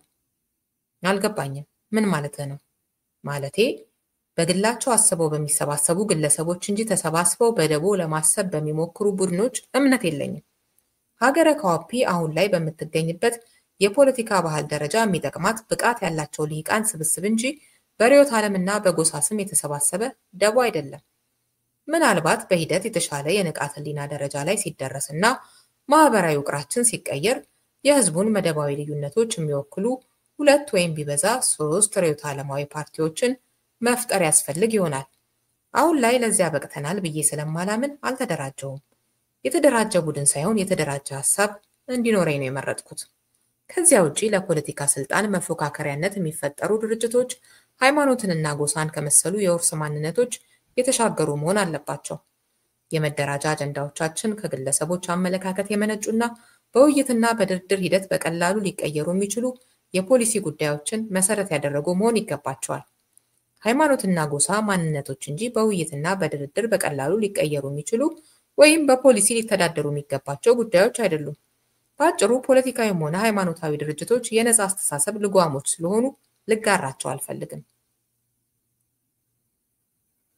ለምንድን ነው ግለሰባዊነት ላይ የበለጠ የምታተኩረውና ቡድንን የምትጠላው? በቅድሚያ እቃወማለሁ እንጂ አልጠላም። የምጠላው ግለሰብንም ሆነ ቡድንን ሳይሆን ጎጂ የሆነ አስተሳሰብን ነው። ምክንያቴ ግልጽ ነው። በየግላችን ያሰብነውንና የወሰንነውን በጋራ ልንገልጸው እንችላለን እንጂ በጋራ ማሰብና መወሰን የሚያስችል የጋራ የሚባል አእምሮ የለንም። የጋራ የሚባል ውሳኔና አቋም በውስጡ ብዙ ልዩነቶችንና እውነቶችን አዳፍኖና አጃምሎ የሚቀርብ ስለሆነ አልደግፈውም። ያልከው ያልገባኝ ቢሆንም ወደ ሌላ የማጠቃለያ ጥያቄዎች ልለፍ። ሀገረ ካኦፒ ወዴት ነው እየሄደች ያለችው? ወደ ጥፋት። በያዝነው የጥፋት መንገድ ከቀጠልን ቅኝ ገዢዎች የፈጠሩልን ሀገርና መንግስት ይፈርሳል። እና ደስ ብሎሃል? አልገባኝም። ለምኑ ነው ደስ የሚለኝ? ማለቴ መንግስትና ሀገር መፈጠራቸውን አልወድም ስለምትል መፍረሳቸው ያስከፋሃል ወይ ማለቴ ነው። ሁላችንም በዚያ የንቃተ ህሊና ደረጃ ላይ ደርሰን ፈቅደንና ወደን መንግስትና ሀገርን በስምምነት ማፍረስ ብንችል ኖሮ ምንኛ ደስ ባለኝ ነበር። ወደዚያ ደረጃ ግን እንኳንስ ሀገረ ካኦፒ ሌላው ዓለምም ገና አልተጠጋም። ያለ ፍላጎትና ስምምነት የሚከሰት የመንግስትና የሀገር መፍረስ የሰዎች ደም መፋሰስና እልቂትን ስለሚያስከትል አሁን ላይ አልደግፈውም። እኔ ስለፈለኩ ብቻም ሊፈጸም የሚችል አይደለም። ዛሬ ላይ ከነችግሩም ቢሆን በመንግስትና በሀገር ስራ አብረን መኖርን እመርጣለሁ። ያልተገራ ብዙ አውዳሚ ባህሪ ስላለን። እድሜህ ወደ 90ዎቹ እየተቃረበ ነው። ህይወቴ ውጤታማ ነበር ብለህ ታምናለህ? አላውቅም፣ ቢያንስ እርግጠኛ አይደለሁም። ለምን? የምወደውን እየሰራሁ ለመኖር፣ ማምንበትን ለመጻፍና ለመናገር፣ ከግላዊና ቤተሰባዊ በላይ ለሆነ የህዝብ ጉዳይ አብዛኛውን ጊዜን ለማጥፋት ስለቻልኩ ውጤታማ እንደሆንኩ ይሰማኛል። በሌላ በኩል ደግሞ የተጨበጠ ለውጥ በህዝቡና በሀገሩ ላይ ባለማምጣቴ የህይወት ዘመን ኪሳራ እንደገጠመኝ ይሰማኛል። እርግጠኛ አይደለሁም። የተሻለ ለውጥ ለማምጣት ከዚህ በላይ ብዙ ዕድሜ እንዲኖር ትመኛለህ? ባለፈ ህይወቴ ላይ ጸጸት ስለሌለኝ ተጨማሪ ዕድሜ አልመኝም። እንዲያውም በዝቶብኛል። ከምርህ ነው? አዎ፣ ከ70 ዓመቴ በኋላ መኖር አልነበረብኝም። ሳልፈልግ ነው የኖርኩት። አርጅቶ መኖር ምቾት የለውም፣ ጥቃት ነው። ከእንግዲህ ማረፍ ይሻለኛል። የማሎኮቫ ተወላጅ ስለሆንኩ ሞትን በጸጋ ነው የምጠብቀው። ብዙ ዓመት ስለተኖረም ለውጥ ማምጣት አይቻልም። ከኛ የሚጠበቀው በተገቢው ጊዜና ሁኔታ ማድረግ ያለብንን ማድረግ ነው እንጂ ለውጥ በራሱ መንገድ ነው የሚመጣው። ስለፈለክና ስለታገልክ ብቻ አንተ አታመጣውም። ስትሞት የምትጸድቅ ይመስልሃል? አላውቅም። ስለ መጽደቅ አለመጽደቄ ሳይሆን ራሱ ጽድቅና ኩነኔ የሚባል ነገር ስለመኖሩም አላውቅም። አላውቅም የሚል መልስ ትወዳለህ ልበል? እውነትን ለመሸሽ ነው? እውነትን ሸሽቶ የት ለመድረስ? ግን የመውደድና ያለመውደድ ጉዳይም አይደለም። በእኛ በማሎኮቫዎች እምነት አለማወቅ ትልቁ የእምነታችን ምሰሶ ነው። እንደኔ ዕድሜ ጠገብ ስትሆንና ንቃትህ ላቅ ሲል ደግሞ ለብዙ ጥያቄዎች የሚኖርህ መልስ አላውቅም የሚል ነው የሚሆነው። ለእኔ ከፍተኛው የእውቀት ደረጃ ላይ መድረስ ማለት የምታውቀው እጅግ ኢምንት መሆኑን ማወቅ ማለት ነው። ንብረትህን ለመንግስት ለማውረስ አስቀድመህ መናዘዝህን የሰማው መሰለኝ። እውነት ነው? ያካበትኩትና ላወርሰው የምችል ሀብትና ንብረት የለኝም። አንዱ የህይወቴ ውጤታማነት ሀብትና ንብረት ለማከማቸት ያባከንኩት ጊዜ አለመኖሩ ነው። ያሉኝ መጽሐፍቶች ናቸው። እነሱን ለሀገረ ካኦፒ ዩኒቨርሲቲ አውርሻለሁ። የሚጠቅም ከሆነም ያረጀውን አካሌን ለሀገረ ካኦፒ ዩኒቨርሲቲ ሆስፒታል አውርሻለሁ። የሌሎችን ዕድሜ ለማራዘም እንዲመራመሩበት። ለትውልዱ ምን ምክር አለህ? በብዕር እንጂ በጥይት አትፋለሙ። ራሳችሁን ሆናችሁ ከራስ በላይ ለሆነ አጀንዳ በመኖር ለህይወታችሁ የላቀ ትርጉም ስጡት። ከይቅርታ ጋር በመጨረሻ በቀብርህ ላይ ምን ተብሎ እንዲጻፍልህ ትፈልጋለህ? አልቀበርም አልኩህ እኮ። ይቅርታ ስለ ህይወትህ ባጭሩ ምን ተብሎ ቢነገር ትወዳለህ? ራሱን ሆኖ ኖረና ሞተ። ምንጊዜም ሚዲያ የዕለቱ ጉዳይ ከመጽሐፍት ገበታ፣ ከአድማጮች መድረክ መስታወት፣ የቅዳሜ ወጎችና የተወልደ እንግዳ መደበኛ ዝግጅቶቻችን ናቸው። 703 475 6309 ስልካችን፣ ምንጊዜም media@gmail.com የኢሜል አድራሻችን ነው። ሰብስክራይብ በማድረግ ቤተሰብ ይሁኑ። ምንጊዜም ኢትዮጵያ